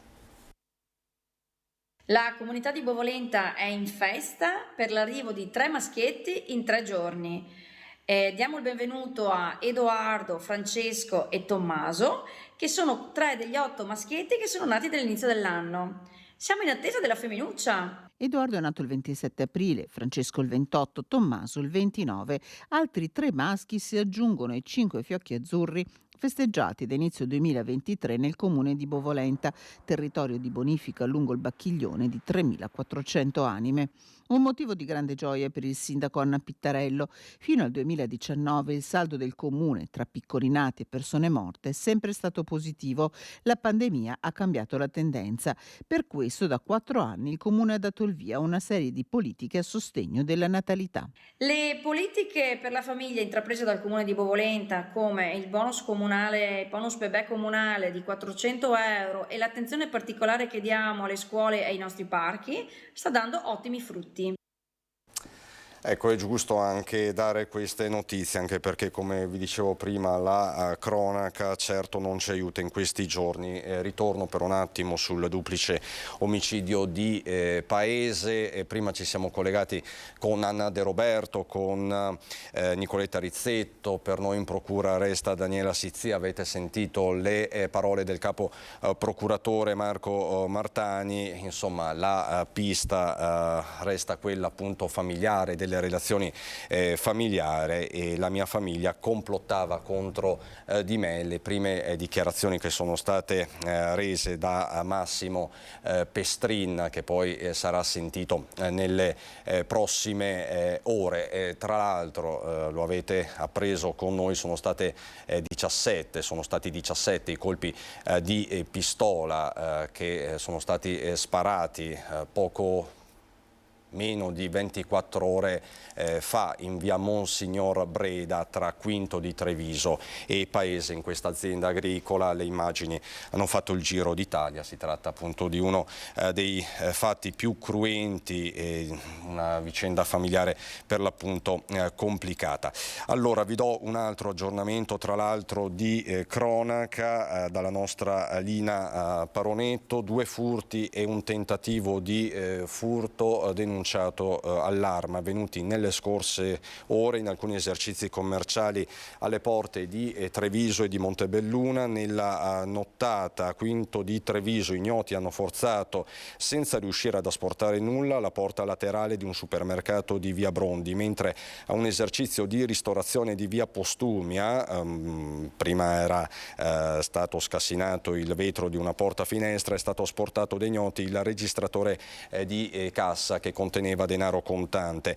A Montebelluna i carabinieri sono intervenuti invece in una farmacia del centro, dove ignoti, probabilmente a cavallo della festività del 1° maggio, dopo aver forzato la serranda esterna, hanno asportato anche qui il registratore di cassa. Indagini in corso da parte dei carabinieri anche per capire se i colpi fra di loro sono collegati. Questo quindi per quanto riguarda la cronaca. Per tutti gli aggiornamenti ovviamente rimanete con noi, e io do il benvenuto, perché ha pazientato per un po', ma adesso ci prendiamo 10 minuti per chiacchierare con calma. Do il benvenuto a Gabriella Deon, buongiorno, che buongiorno appunto è presidente della comunità stilisti e sarti all'interno di Confartigianato Imprese Marca Trevigiana. Esatto. Quindi presidente di categoria, ma soprattutto imprenditrice in un settore simbolo, emblematico del Made in Italy e quindi del Made in Treviso, che però sta scontando anche questo settore, ça va sans dire, la carenza di manodopera, non solo lavoratori immagino, ma anche piccoli imprenditori. Eh sì, certo, perché non c'è il cambio di generazione alla fine, cioè ci troviamo con, non ci sono persone preparate per questi antichi mestieri, tipo il nostro del sarto, che è un antico mestiere, in latino sartor, rammendatore, e questo si sposa anche con l'argomento sostenibilità, che noi pratichiamo da sempre alla fine. E faccio parte di questa categoria sarti e stilisti di Treviso, del mandamento di Confartigianato, dove stiamo creando un bel gruppo per portare avanti dei progetti. E di questo parleremo più tardi. Io rimarrei proprio sulla carenza di manodopera, su questa problematica che adesso fa tanto discutere, ma in realtà è da anni che se ne parla, soprattutto in alcuni settori. Quello del sarto è un profilo importante, molto competente, ma che rischia davvero l'estinzione. È così. Anche nel calzaturificio alla fine, perché io ad esempio la mia storia arriva dal calzaturificio da giovane, per 12 anni, e poi sono passata per un evento che mi è capitato e l'ho preso al volo, questo treno, con l'Accademia Internazionale Maestri Sartori di Roma, e lì sono entrata in un mondo che già praticavo prima e mi piaceva, e l'ho sposato per intero facendo dei percorsi. Però era anche diverso una volta. Tu se volevi imparare qualcosa ci andavi nelle aziende, non c'era tutta questa burocrazia, tutto quello che c'è adesso, era molto più semplice. Adesso c'è troppa burocrazia, bisogna snellire un po'. Quindi snellire anche proprio l'incontro, ne parliamo spesso, tra l'altro proprio con la Confartigianato, con le associazioni di categoria, avvicinare il mondo della scuola, il mondo della formazione. Ci sono già dei progetti avviati e su questo si lavorerà ancora di più, di progetti con le scuole e le aziende, in modo che anche questi ragazzi si inseriscono attraverso le scuole, i laboratori o anche coi stage nelle aziende con una preparazione a quel tempo che poi possono essere preparati per inserirsi anche nel mondo del lavoro. Quindi una professionalità, insomma, non solo competenze teoriche ma anche molto pratiche, perché poi è un lavoro artigianale come tutti i lavori artigianali. Hanno bisogno di manualità e di una manualità. Quella si impara con la pratica. Non ci sono alternative. Non c'è alternativa. Ma lei che insomma la sento molto appassionata nei confronti di quello del mio lavoro, che fa. Della categoria che rappresento. Si spiega questo abbandono progressivo nei confronti della professione, del mestiere, meglio sarebbe dire, di sarto, di sarta, perché è troppo duro?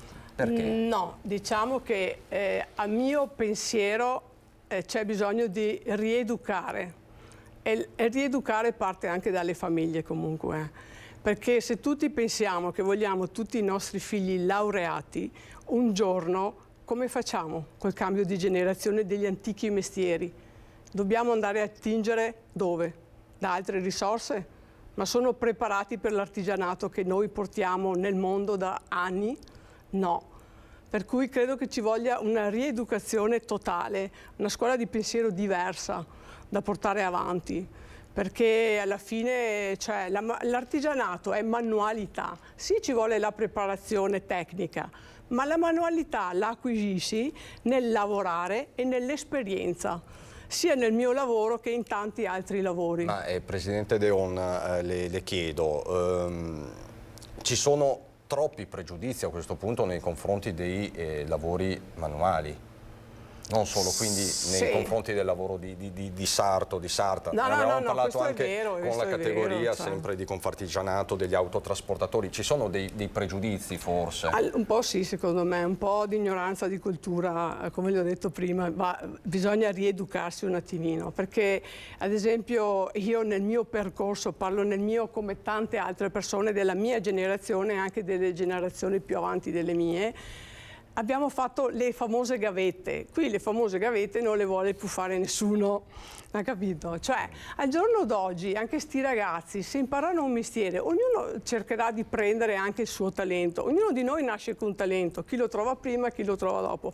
Però non è degradante fare il sarto, fare l'operaio, l'orlatrice, la cameriera, tutti quei lavori manuali, il muratore, l'elettricista, l'idraulico. Anzi, io ne ho imparati 3 lavori. Ho lavorato nel calzatorificio, nell'alberghiero e nella sartoria da 30 anni. Io mi sento ricca di avere tutte queste conoscenze. Non mi sento che se vado a fare le pulizie domani mattina o a fare qualcos'altro mi sento sminuita. Assolutamente no, perché tutti noi abbiamo bisogno del sarto, dell'elettricista, del muratore, dell'idraulico, della signora delle pulizie a casa, che è un lavoro dignitosissimo. Assolutamente. Per cui, significa trasferire questa dignità. Quando sento dire non trovo lavoro, non è proprio così.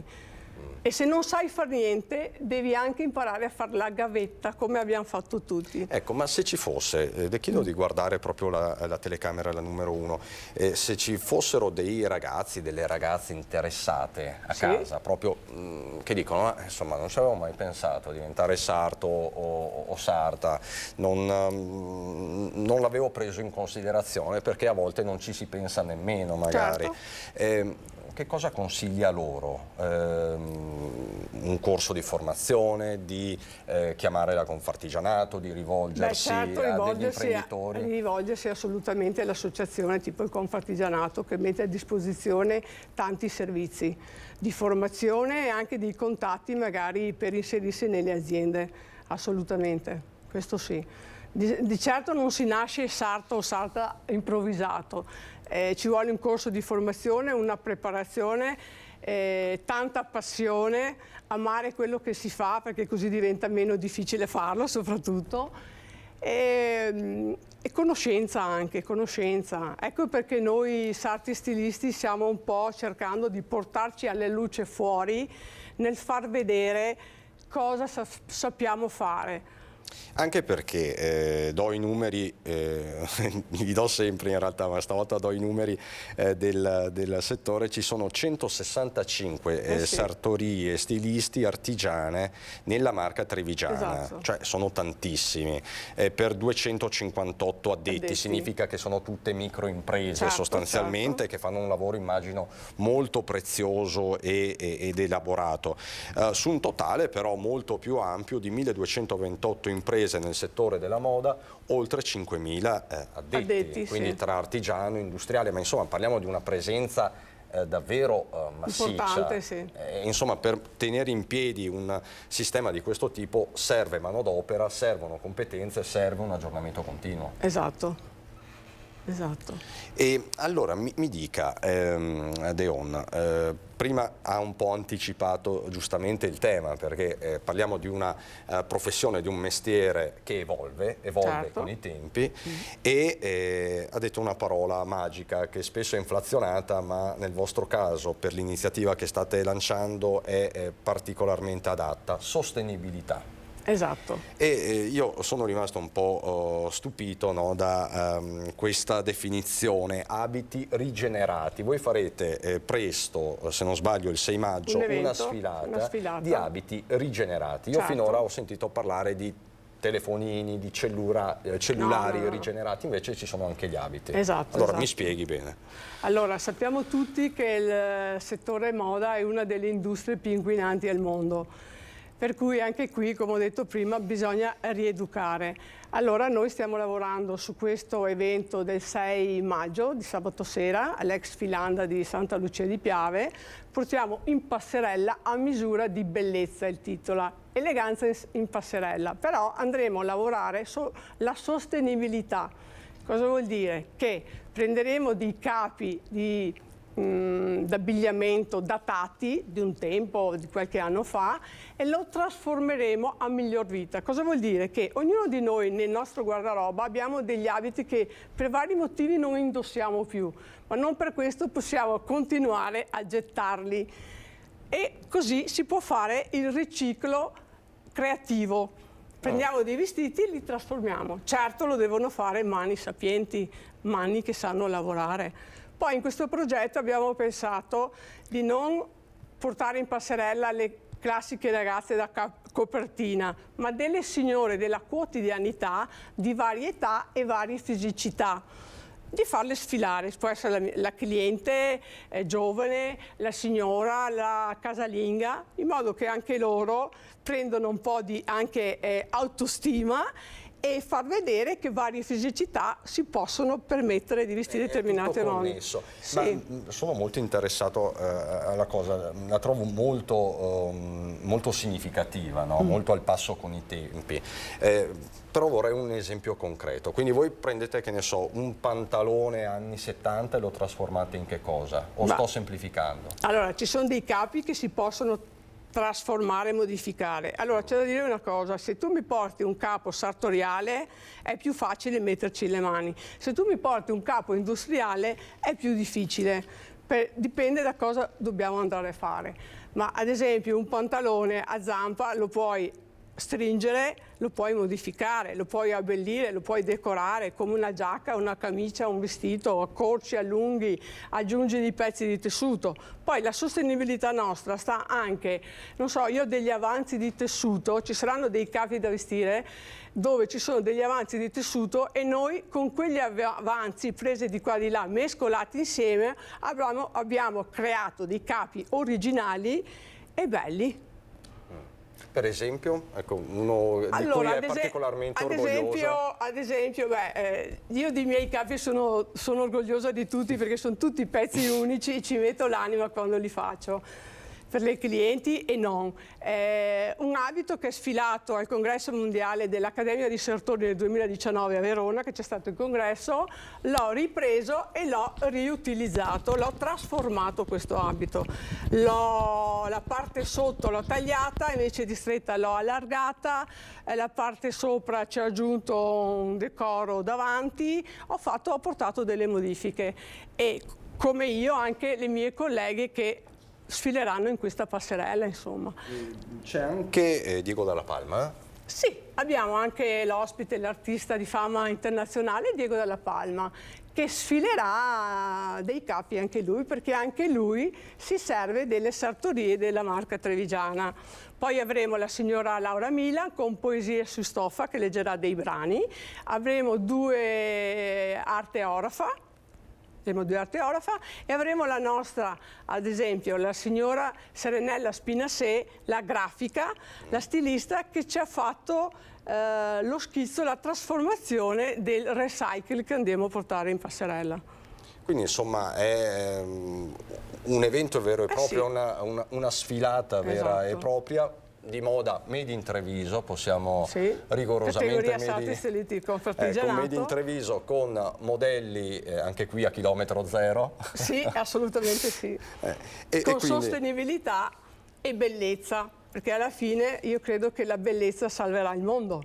E bellezza intendo un connubio tra conoscenza e coscienza. Allora, Presidente Deon, io la ringrazio per questa chiacchierata. Grazie a voi. Abbiamo parlato 12 minuti, sono volati perché quando c'è passione poi... mi riesce più facile dimostrare che parlare, sinceramente. Però insomma vedremo queste creazioni, quindi il 6 di maggio, quindi sabato, vediamo insomma... A proposito, dimenticavo una cosa, faremo anche un onore in memoria del nostro... scomparso 2019 Daniele Verdusco, maestro accademico nel mondo della moda internazionale anche. Quindi, lui ha vestito anche Mastroianni, tra l'altro. Quindi ricordate... Esatto, con dei suoi capi, sì. Perché insomma è un settore che guarda il futuro ma che ha solidi solide radici nel passato, per cui va anche qui a portato e Treviso. tramandato, sì. Allora, grazie Gabriella Deonna, grazie davvero per questa sua testimonianza. Io adesso vi mostrerei il meteo, poi la pubblicità e poi ancora la cronaca e soprattutto la politica, perché mancano 10 giorni al voto in tanti comuni del Veneto, ma nel nostro caso soprattutto a Treviso città, quindi insomma rush finale tra colpi più o meno bassi, insomma vi aspetto fra pochissimo, meteo e pubblicità.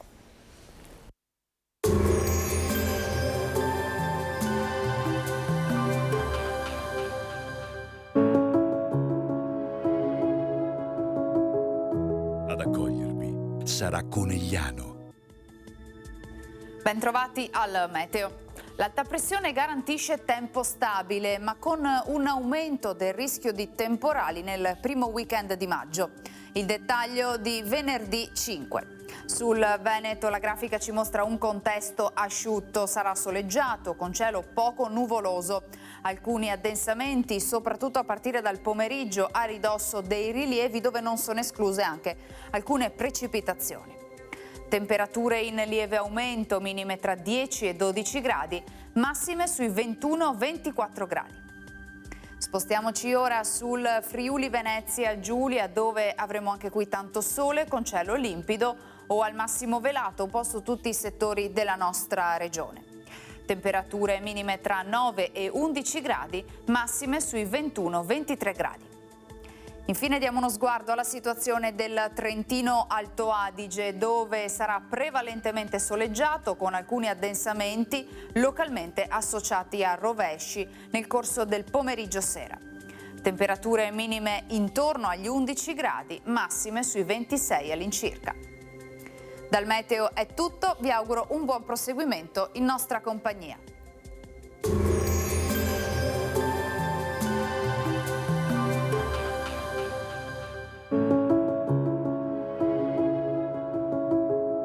Ad accogliervi sarà Conegliano.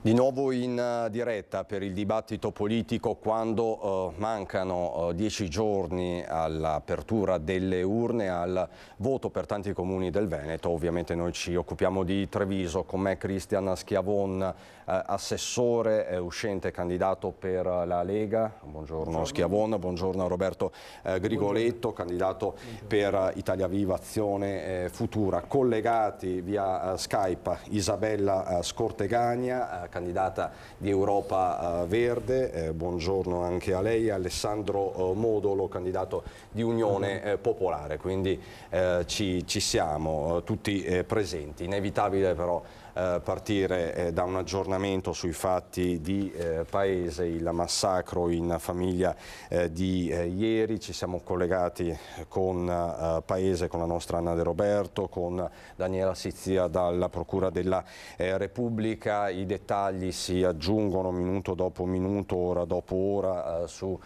questo omicidio.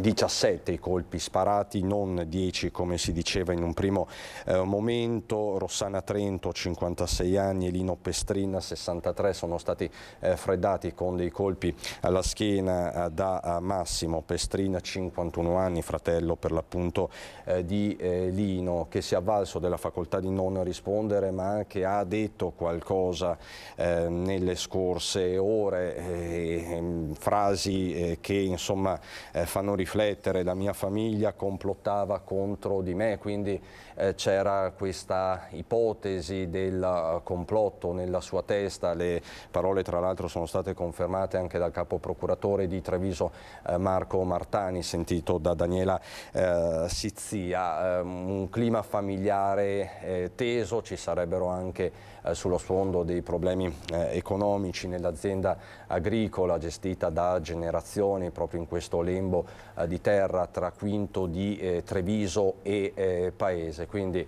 nelle prossime ore ne sapremo di più. Ovviamente si tratta di una tragedia che ha fatto il Giro d'Italia e che pone ancora una volta degli interrogativi alla comunità. Siamo alle porte di Treviso e in questi mesi più volte vi abbiamo raccontato di fatti violenti, di fatti cruenti. Con il post-Covid, così si è detto, c'è stato un aumento di casi di aggressività. Dopo va detto che ogni storia è a sé, però partirei da qui proprio per parlare di disagio psichico, psicologico, aggressività con i miei ospiti. Schiavon, so che è difficile commentare questi fatti, ogni storia, lo ripeto, è a sé, però interroga gli amministratori presenti e futuri. Certo che interroga anche perché in una comunità come quella del Trevigiano fa specie vedere che possano accadere queste cose. Sono rimasto basito ieri alla notizia, come sono rimasto perplesso oggi anche nel leggere la stampa, dove in una famiglia si possa arrivare a tanto. Io purtroppo nella testa delle persone non ci posso entrare, però questa aggressività, questo modo di vivere come gli ultimi anni, come lo dicevi tu poco fa, insomma, questa aggressività post-Covid, forse anche la solitudine, questa società che ci sta lasciando sempre più emarginati, nonostante vicini anche grazie ai social, forse ci deve far pensare, forse ci deve far tornare a relazioni. Però io purtroppo come tutti, insomma, non so cosa sia scattato nella testa di chi ha commesso questa orribile cosa, insomma. E Modolo, Unione Popolare, cosa può fare il Comune per porre un argine a questa escalation, al di là del fatto specifico? E il sindaco che verrà potrà contare su degli strumenti specifici o potrà in qualche modo inventarseli, la famosa rete sociale? Sì, allora innanzitutto c'è da considerare il fatto che quello che più volte è stato detto anche nelle scorse settimane è legato al fatto che il sindaco non avrebbe competenza in materia sociosanitaria ma che spetta tutto alla regione. In realtà questo non è del tutto vero, nel senso che tutti questi aspetti vengono pianificati e sebbene la responsabilità poi sia, diciamo, con il direttore dell'azienda sociosanitaria, di fatto ci sono delle pianificazioni che vanno messe in atto e quindi anche rispetto a queste situazioni di disagio post pandemia, di cui questo insomma ne è un esempio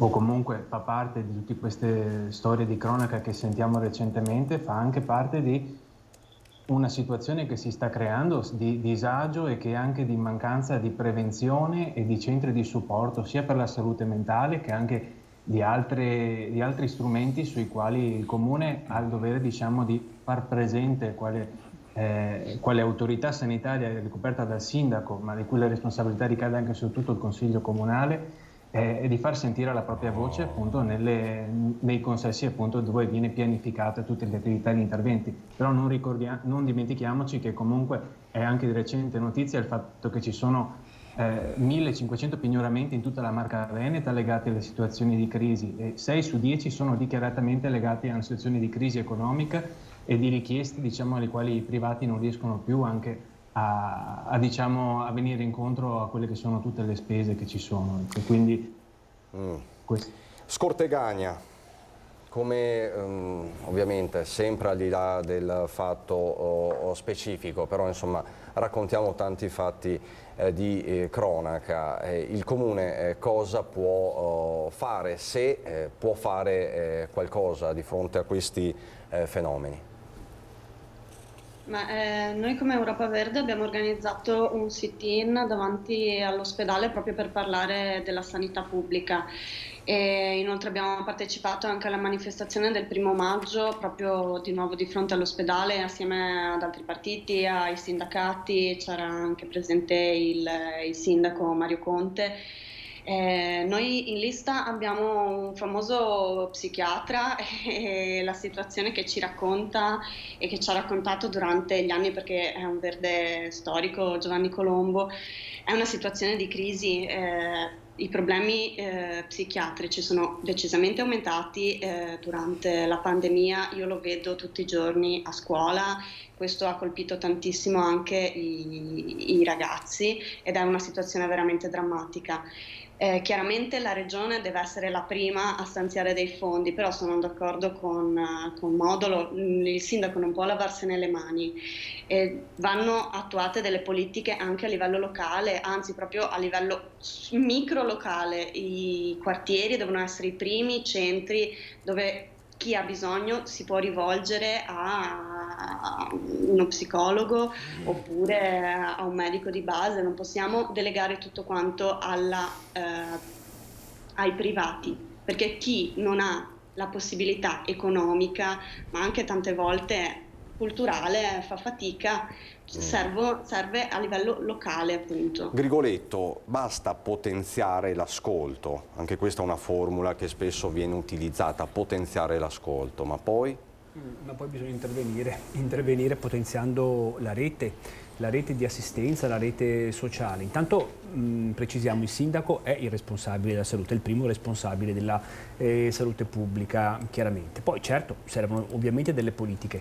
Devo spezzare una lancia però a favore di questa amministrazione, perché questa amministrazione ha introdotto la figura dello psicologo, no, nei quartieri, quindi diciamo che un passo avanti va dato atto a questa amministrazione di aver fatto. Dopodiché io concordo con l'analisi, la facciamo tutti, la ripetiamo, che dopo la pandemia la situazione si è aggravata e i casi di disagio sociale e psichico anche sono aumentati, ed è per questo che continuiamo a ripetere che la politica è cambiata, forse anche in vista delle prossime elezioni dobbiamo anche parlare di altre cose probabilmente, no? E sono queste le cose più importanti, l'investimento sul sociale. Quindi per rispondere alla sua domanda, sì, bisogna intervenire. Io ho fatto l'assessore al sociale nella precedente amministrazione e devo dire che il lavoro che svolgono le assistenti sociali è un lavoro davvero encomiabile, sono di una bravura, di una capacità, di una tempestività e di una professionalità veramente impagabili e stimabilissima. Il problema è che nel post pandemia questo tipo di servizio, questo tipo di intervento deve essere, direi, non raddoppiato, addirittura io penso triplicato. Certo, nei quartieri, a cominciare dai quartieri, l'ascolto è sicuramente fondamentale e poi occorrerebbe anche creare, a mio avviso, una rete sociale, una rete di collaborazione, diciamo, da parte dei cittadini. Abbiamo letto, abbiamo sentito anche dei vostri servizi che i cittadini erano sgomenti alla notizia, non sapevano, non sospettavano. E però io credo che sia importante in ogni caso formare anche i cittadini a un ascolto e a un'attenzione, anche perché ovviamente occorre anche essere preparati per saper cogliere anche certi segnali, perché a volte si colgono, e poterli segnalare poi all'amministrazione, al comune, agli assistenti sociali, se serve anche all'USL e anche al sindaco. Certo, dopo il sindaco non è che faccia tutto quanto lui, naturalmente. Di sanità pubblica e non solo di sanità pubblica ha parlato nei giorni scorsi a Treviso Luigi De Magistris, ex sindaco di Napoli e, come sapete, presidente nazionale di Unione Popolare che a Treviso corre con il Movimento 5 Stelle. Vi faccio sentire uno stralcio dell'intervista a De Magistris e poi partiamo dalle sue parole. Io sono e noi siamo per la sanità pubblica nazionale, con una ripresa del servizio sanitario nazionale. L'autonomia differenziata purtroppo peggiorerà ulteriormente. Questo è l'inganno. Io per esempio sono un autonomista convinto, molto più della Lega.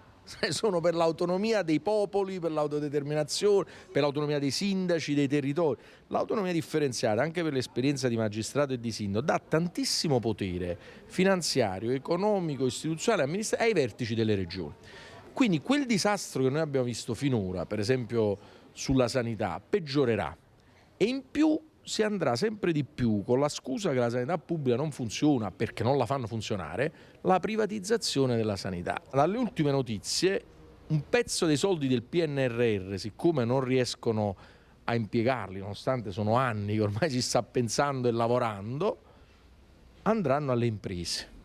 Quindi ormai di transizione ecologica non parla più nessuno, di ricostruzione dei diritti negati non parla più nessuno, si sta vedendo dove mettere questi soldi, andare magari a finanziare qualche progetto come se fossero finanziamenti ordinari. Questo è un finanziamento che l'Italia non ha mai avuto nella sua storia, quindi noi dobbiamo fare le cose eccezionali, non con tutto il rispetto, il campo di bocce, di padel, che per caso sono cose importanti, ma non per il PNRR. Uniamo il paese sui beni comuni, c'è un ambiente da difendere, difendiamolo, c'è il lavoro da difendere, difendiamolo, c'è l'acqua, la siccità, altrimenti sempre solite parole, e poi c'è l'emergenza climatica, che facciamo? Mettiamo 41 miliardi di euro all'anno per il fossile. E allora che ci lamentiamo a fare? Che non piove, che ci stanno inquinamenti, e nel Veneto l'inquinamento FAS mi sembra che non sia una cosa che scopriamo adesso. Quindi l'Italia, questo, è bella, ma è anche unita nelle tragedie, nelle mafie, nell'inquinamento, in un capitalismo predatorio. Questo è il messaggio che noi diamo, che siamo piccoli, però i piccoli non vanno mai sottovalutati. I piccoli non vanno mai sottovalutati, siamo in campagna elettorale, quindi ognuno lancia i propri messaggi. Avete sentito, quelli dei Magistris sono parecchi, quindi una stroncatura sul DDL Calderoli, quello sull'autonomia differenziata, una stroncatura netta anche sul decreto lavoro, e poi le riflessioni sul PNRR, uno dei grandi dilemmi di questi giorni, di queste settimane. Tra l'altro sul PNRR il sindaco Conte, se non sbaglio nella giornata di sabato, aveva detto se il PNRR non va in porto è colpa soprattutto delle amministrazioni del Sud Italia, insomma dichiarazioni che avevano fatto anche discutere. È davvero così, Schiavon? Ma io, a parte che in campagna elettorale penso che ognuno possa dire qualcosa, non accetto poi che chi arriva dalla terra dei fuochi dica che il Veneto è terra dei FAS. Bisogna analizzare, io sono una persona che segue sempre i numeri, sia nella vita professionale che politica. Tanti bei discorsi, però ci sono dei punti da toccare che sono fondamentali, dall'organizzazione delle strutture come personale nei comuni. Il sindaco Conte può aver detto anche una cosa corretta, e ha detto una cosa corretta, perché se tutti i comuni avessero agito come il comune di Treviso, che ha recuperato quasi 100 milioni di fondi PNRR, insomma l'Italia andrebbe verso partite diverse. Invito De Magistris o chiunque ad andare a vedere dove il PNRR non è arrivato. La città con noi sta cambiando, perché a me piace vedere una città che sta cambiando. La città sta cambiando anche per un'evoluzione ecologica. Oggi a mezzogiorno sono stati presentati i primi autobus al 100% elettrici, dove il Comune di Treviso è riuscito a recuperare 15 milioni di euro. Se questo è poco mi viene da ridere. Prima di accusare bisogna analizzare, a me piace analizzare. Diceva prima giustamente, ringrazio il collega Grigoletto, che il Comune negli ultimi anni, tornando un po' al punto di prima, ha messo in piedi nei quartieri lo psicologo di quartiere. Con le risorse che abbiamo fatto bene. Lo Stato deve intervenire. Se lo Stato non interviene ci deve essere un'economia che permetta ad ogni singolo comune di essere dignitoso. Io adoro l'Italia da Aosta a Lampedusa, e il Sud secondo me avrebbe delle potenzialità incredibili. Prima di dire sempre che il federalismo differenziato non va bene, io voglio vedere il contrario, perché sento sempre parlare senza vedere i numeri. Il federalismo differenziato prende ad esempio i costi standard di un'amministrazione pubblica, che può essere un comune come una regione, e li spalma sulle risorse. Se questo non è equo, allora io non so più cosa dire, perché io devo avere quello che produco, avendo un occhio sullo Stato, quindi sulla nazione, in maniera concreta. Un'Italia federale secondo me sarebbe una cosa fantastica, ci credo alle parole di De Magistris, credo anch'io a una diversità chiamiamolo così, federale della Repubblica Italiana, che ci porterebbe a essere il primo paese in Europa e a tornare nel G7 a livello mondiale, a non a piangersi addosso come purtroppo sento ultimamente sempre più spesso. Scortegagna, Schiavon parla di questi nuovi bus elettrici, dice quello che potevamo fare anche da questo punto di vista l'abbiamo fatto. Treviso, lo vado a parafrasare, mi corregga se sbaglio, è sufficientemente green. È così, non Scortegagna? ancora, ma abbiamo iniziato un bellissimo percorso che non era mai stato iniziato, insomma. Scortegagna. Sì, allora credo che sia un'ottima cosa che siano stati fatti questi autobus elettrici, nessuno dice il contrario. Era un esempio il mio, dei tanti. Sì, certo, credo che sia appunto una bellissima iniziativa e bene così. Forse il problema è che gli autobus a Treviso funzionano fino, se la faccio grande, fino alle 7:30 di sera. Ecco, questo è un problema. Poi il fatto che appunto pochissime sono le persone che in realtà utilizzano questo strumento, che sono i mezzi pubblici, che invece andrebbero implementati e resi, non dico gratuiti, ma quasi. Cioè, bisognerebbe veramente pensare a chiudere totalmente il centro e in qualche modo avere il coraggio di indirizzare le persone verso i mezzi pubblici. Questo sarebbe solo il primo passo per la transizione verde, perché bisogna pensare a una piantumazione che non sia soltanto pensare al singolo alberello, ma appunto a un'idea di Treviso verde al 100%, perché purtroppo sappiamo che Treviso è una delle città più inquinate e se si parla sempre di certo siamo in pianura padana e quindi rimarrà tutto sempre così e i nostri figli però con che aria cresceranno?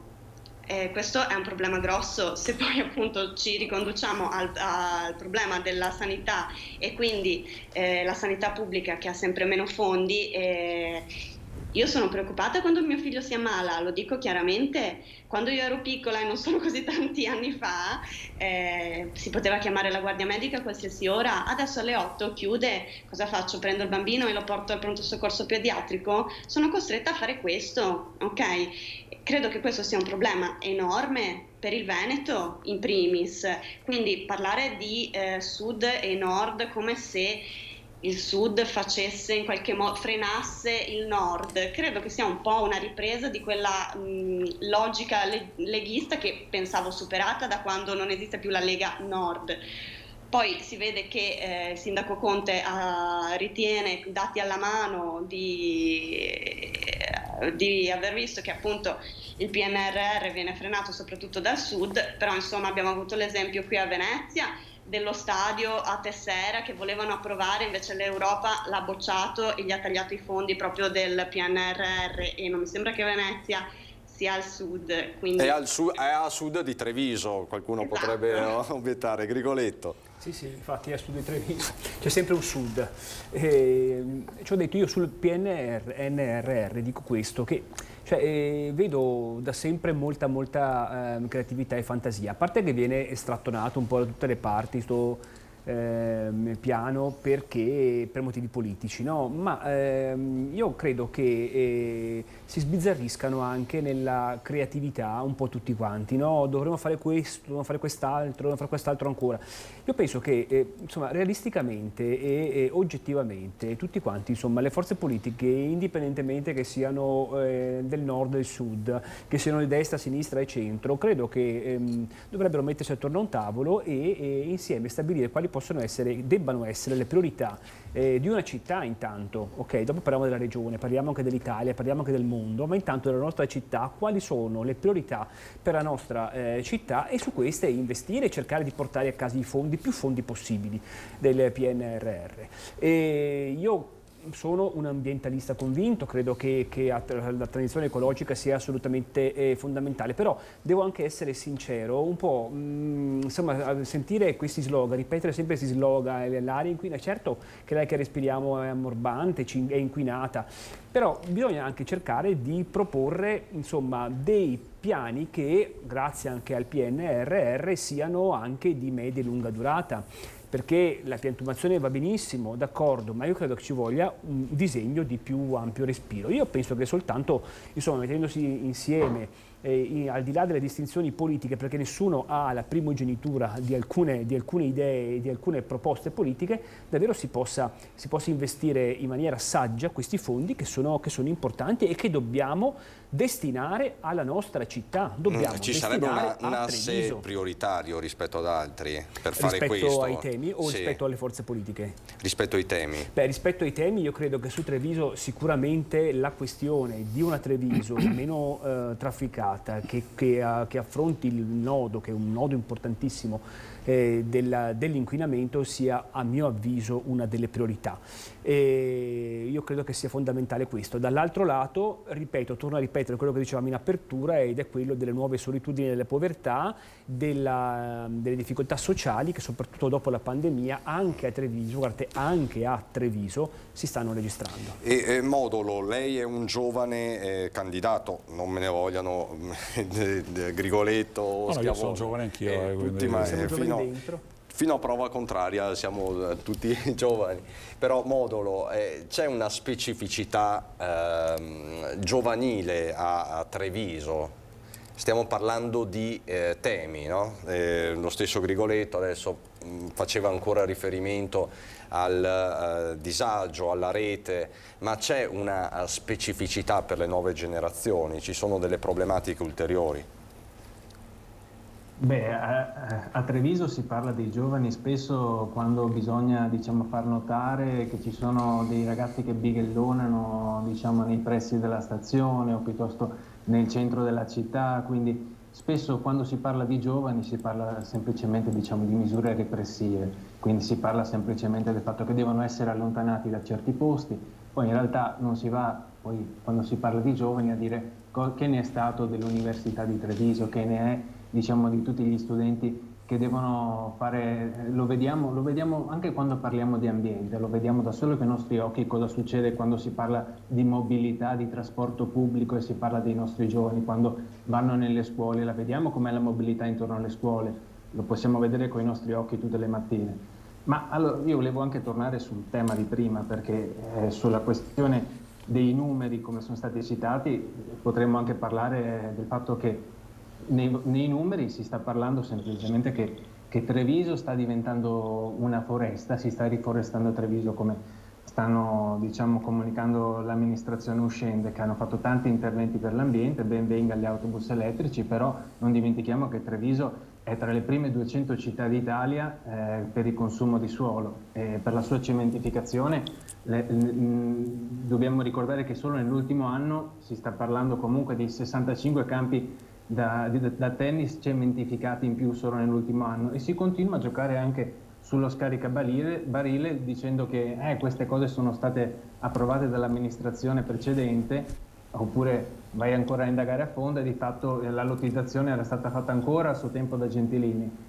Però di fatto appunto su questa cementificazione noi siamo per il consumo solo zero e noi siamo per recuperare l'enormità di patrimonio pubblico che in questo momento è in stato di abbandono, di oltre 50 buchi neri che sono in città, e non siamo per sfruttare i fondi del PNRR per fare delle villette di lusso al posto della caserma, per creare questo tipo di investimenti. Noi pensiamo che gli investimenti principali debbano andare nei confronti dei ceti più deboli, nei confronti dei ceti popolari, e andare vicino alle reali necessità delle persone, anche coinvolgendo i quartieri rispetto a quelle che sono le opere previste.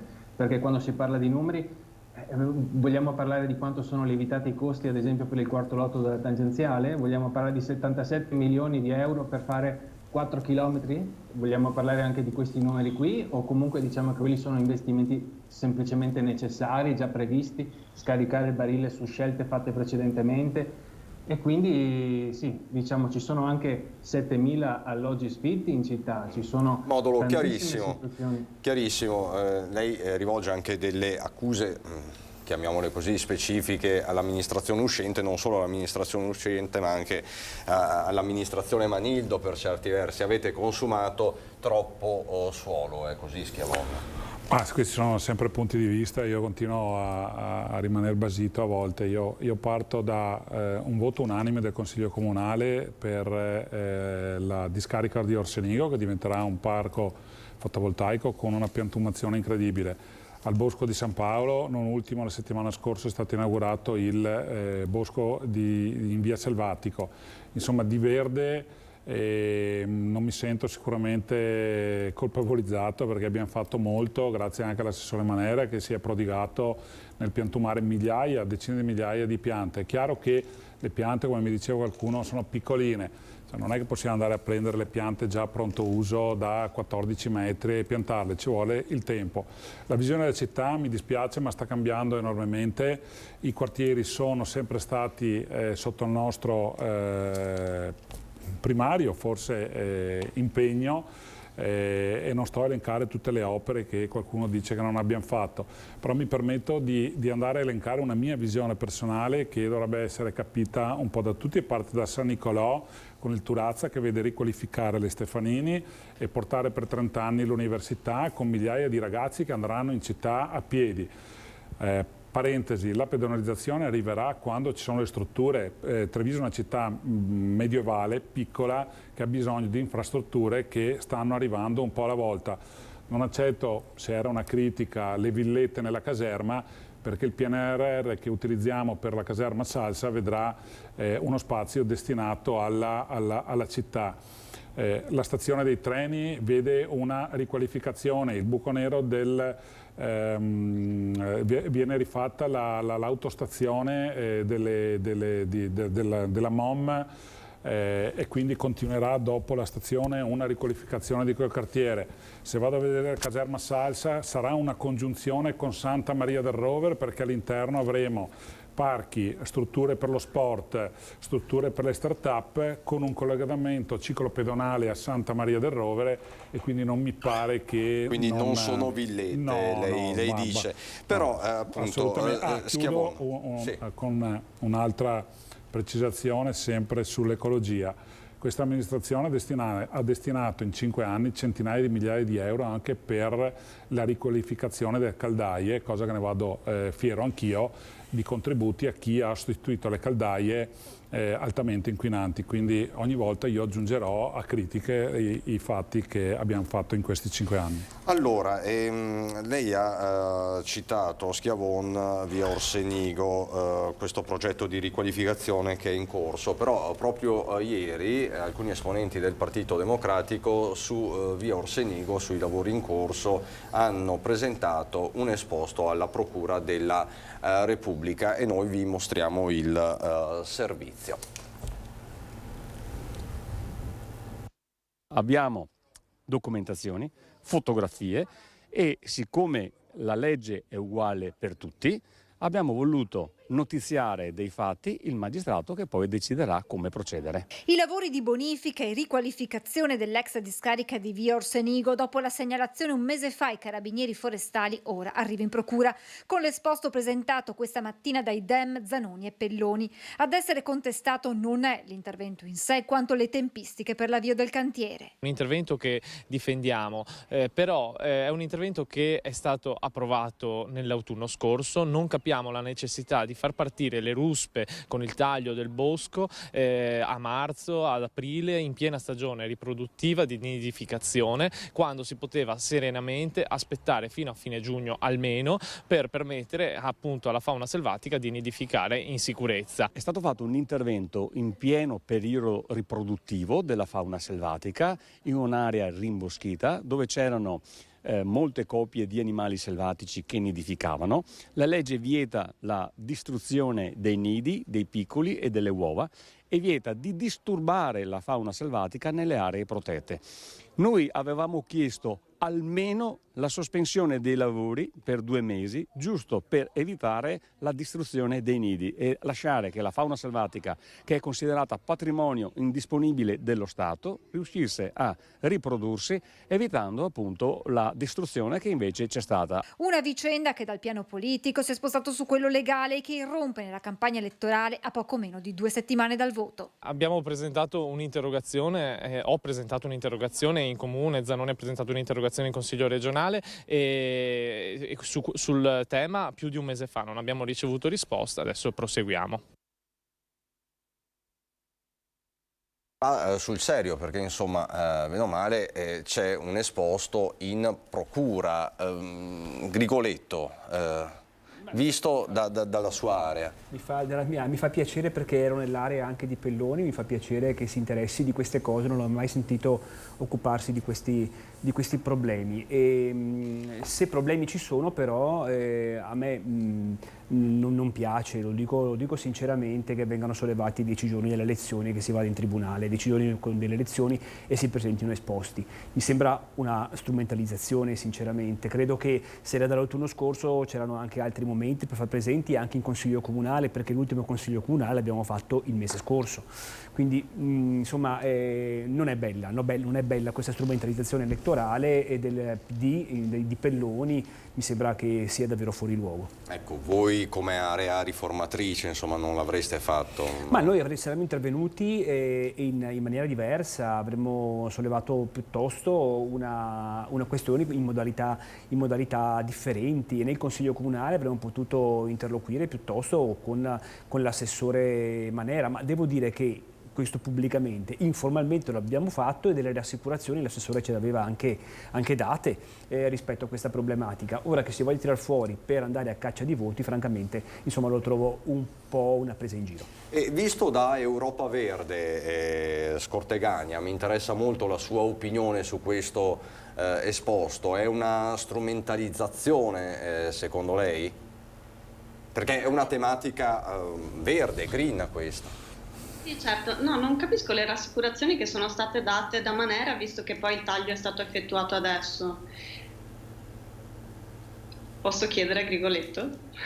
No, noi siamo intervenuti, abbiamo chiesto il motivo, quali erano i rischi, quali erano le ragioni per le quali si interveniva in quel modo, in quel momento. Tutto là. Questo abbiamo chiesto all'assessore Manera, non abbiamo chiesto in Consiglio Comunale, abbiamo chiesto direttamente all'assessore.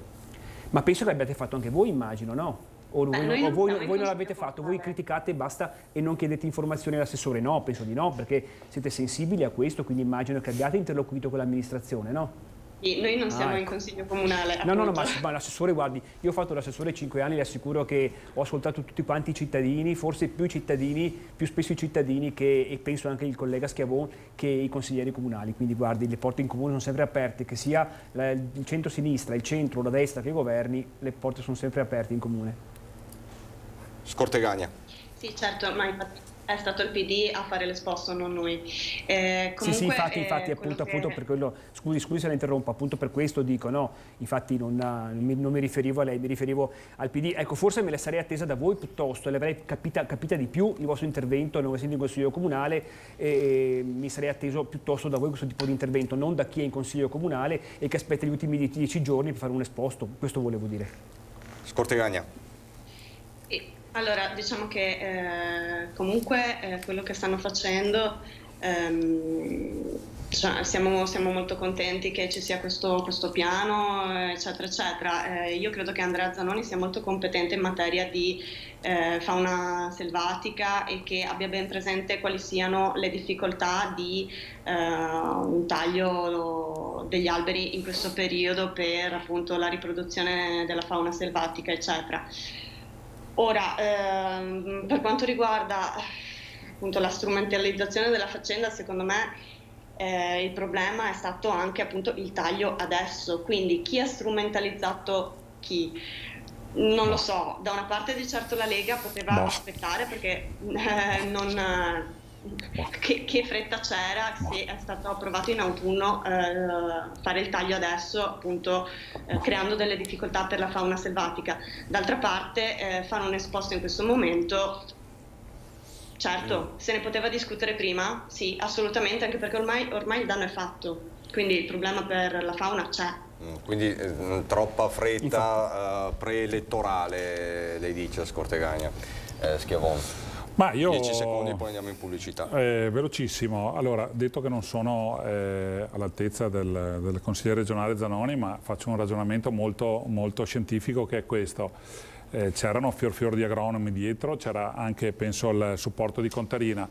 Levare gli alberi adesso, levarli a ottobre, il problema sarebbe solo stato posticipato, quindi un albero per nidificare, visto che io arrivo dal Piave e qualcosa di alberi ne conosco anch'io, ci mette un po' di anni.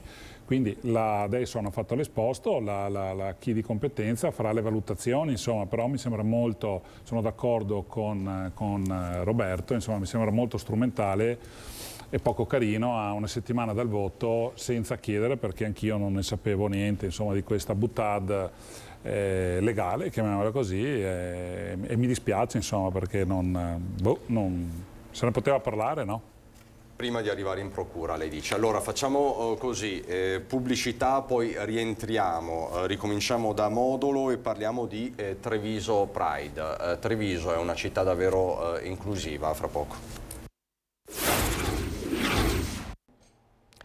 Di nuovo in diretta, 10 giorni al voto, Schiavone, Lega, Grigoletto, Italia Viva Azione, Futura, collegati Modolo per Unione Popolare, Alessandro, Isabella Scortegagna per Europa Verde. Ci siamo lasciati con una domanda poco fa, prima della pubblicità. Treviso è una città davvero inclusiva. A Treviso, tra l'altro il 17 di giugno, il Treviso Pride. Le 4 realtà organizzatrici, quindi Coordinamento LGBT Treviso, assieme a Famiglie Arcobaleno, ad Agedo e a Non Una di Meno, hanno pensato di non chiedere formalmente il patrocinio come avviene normalmente, ma di creare una carta di intenti che appunto contiene i punti minimi essenziali che dovranno essere sottoscritti, perché questo deve essere un Pride che costruisce un percorso a lungo termine. Chiediamo risposte definitive e concrete in un percorso che parte dal Pride, ma che dal Pride si snodi per i prossimi anni, all'interno di una nostra collaborazione tra realtà e di una collaborazione con le istituzioni. Una carta di intenti rivolta dunque a tutte le istituzioni della provincia, affinché firmino le richieste che la comunità LGBTE e le associazioni chiedono a gran voce. Risposte concrete a problemi concreti, dall'eliminazione della discriminazione al riconoscimento dei figli di coppie omogenitoriali.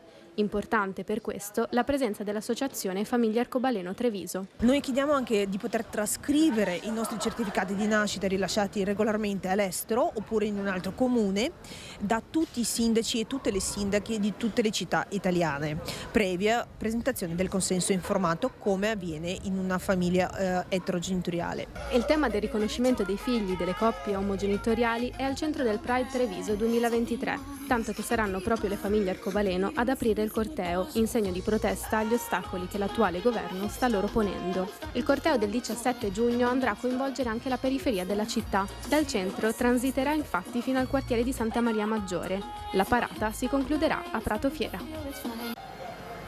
Di fatto il coordinamento LGBTE di Treviso ha disinnescato il terreno, non chiede il patrocinio al comune. Se l'avesse chiesto, Schiavone? Sì, l'ho appreso, insomma, nelle settimane scorse, che non ha chiesto il patrocinio, quindi è un'iniziativa personale, insomma, dell'associazione, che va incontro alla richiesta di risposte che possono essere anche corrette. Penso che sia un dibattito territoriale, ma che vada affrontato a livello nazionale. Io mi auguro sempre, come è nella mia persona, che ogni manifestazione, ogni richiesta o ogni percorso per avvicinare le proprie posizioni sia fatta nel rispetto reciproco. Quindi, e che non si vedano. Potevate anche darlo. No, ma non è stato chiesto, quindi non è stato dato. Quindi, però se ve lo chiedevano. Cioè, ma penso anche che l'associazione Cupido abbia fatto un'altra richiesta e l'amministrazione sia andata incontro. Adesso io ultimamente ero preso purtroppo da mille cose, però non è stato... Mentre allora la carta di intenti, questa carta carta di intenti di cui si parla? Devo essere sincero. Io, vuole leggerla prima? No, sì, vorrei leggerla, vorrei capire di cosa parliamo, perché insomma, poi io arrivo da una città che è Bologna, perché ho vissuto 10 anni a Bologna, quindi per me non sono cose nuove. Io chiedo semplicemente il rispetto reciproco, da entrambe le parti, quando si fanno delle manifestazioni, che ci sia il rispetto anche il decoro nell'affrontare le cose, senza entrare o nel peccato, insomma, o negli insulti, insomma, reciproco. Modolo. Sì. Ecco, le chiedo, Treviso è una città inclusiva, non è inclusiva? Poi insomma ci siamo lasciati alle spalle il dibattito sul riconoscimento dei figli delle coppie omogenitoriali, con la presa di posizione tutto sommato innovativa all'interno della Lega dello stesso sindaco Conte. Treviso inclusiva, sì o no?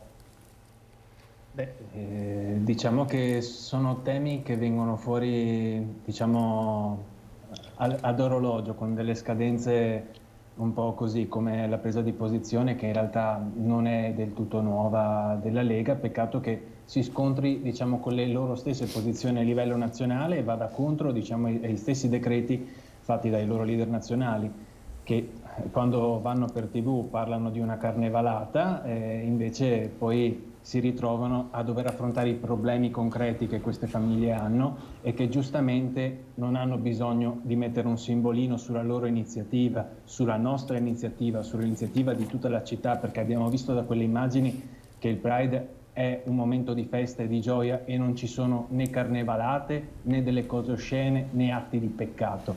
Quindi penso che la cosa concreta sia stata fatta una scelta giusta, quella di chiedere concretamente delle prese di posizione da parte delle istituzioni e non solamente, diciamo, far presente che queste situazioni ci sono e che in qualche modo bisogna andare incontro a delle cose che appunto non sono né di destra né di sinistra, ma sono semplicemente delle cose di buon senso e che però hanno bisogno di una normativa seria e hanno bisogno di prese di posizione che vadano al di là degli slogan e delle buttate. E lei dice coerenti tra livello locale e livello nazionale.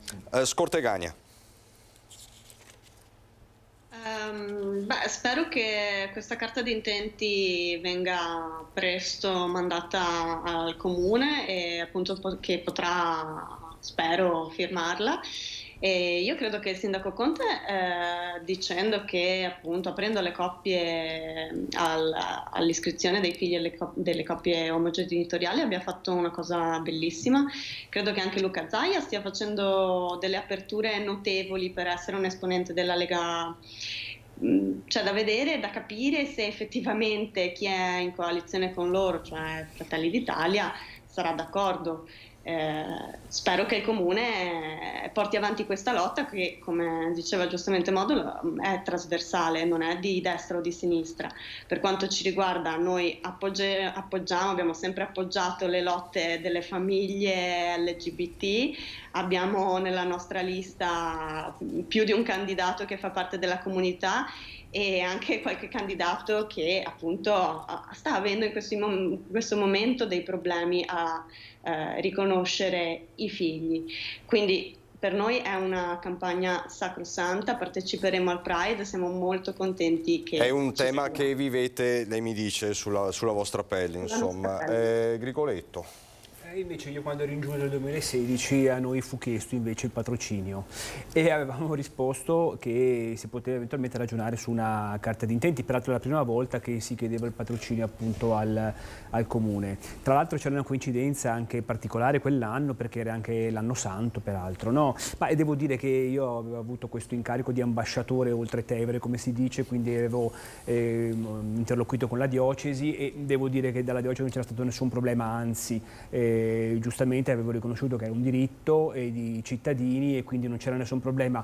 Abbiamo trovato con le associazioni un percorso rispettoso degli uni e degli altri, di tutte le sensibilità e la cosa si è svolta nel massimo ordine e ripeto nel massimo rispetto e legittimamente.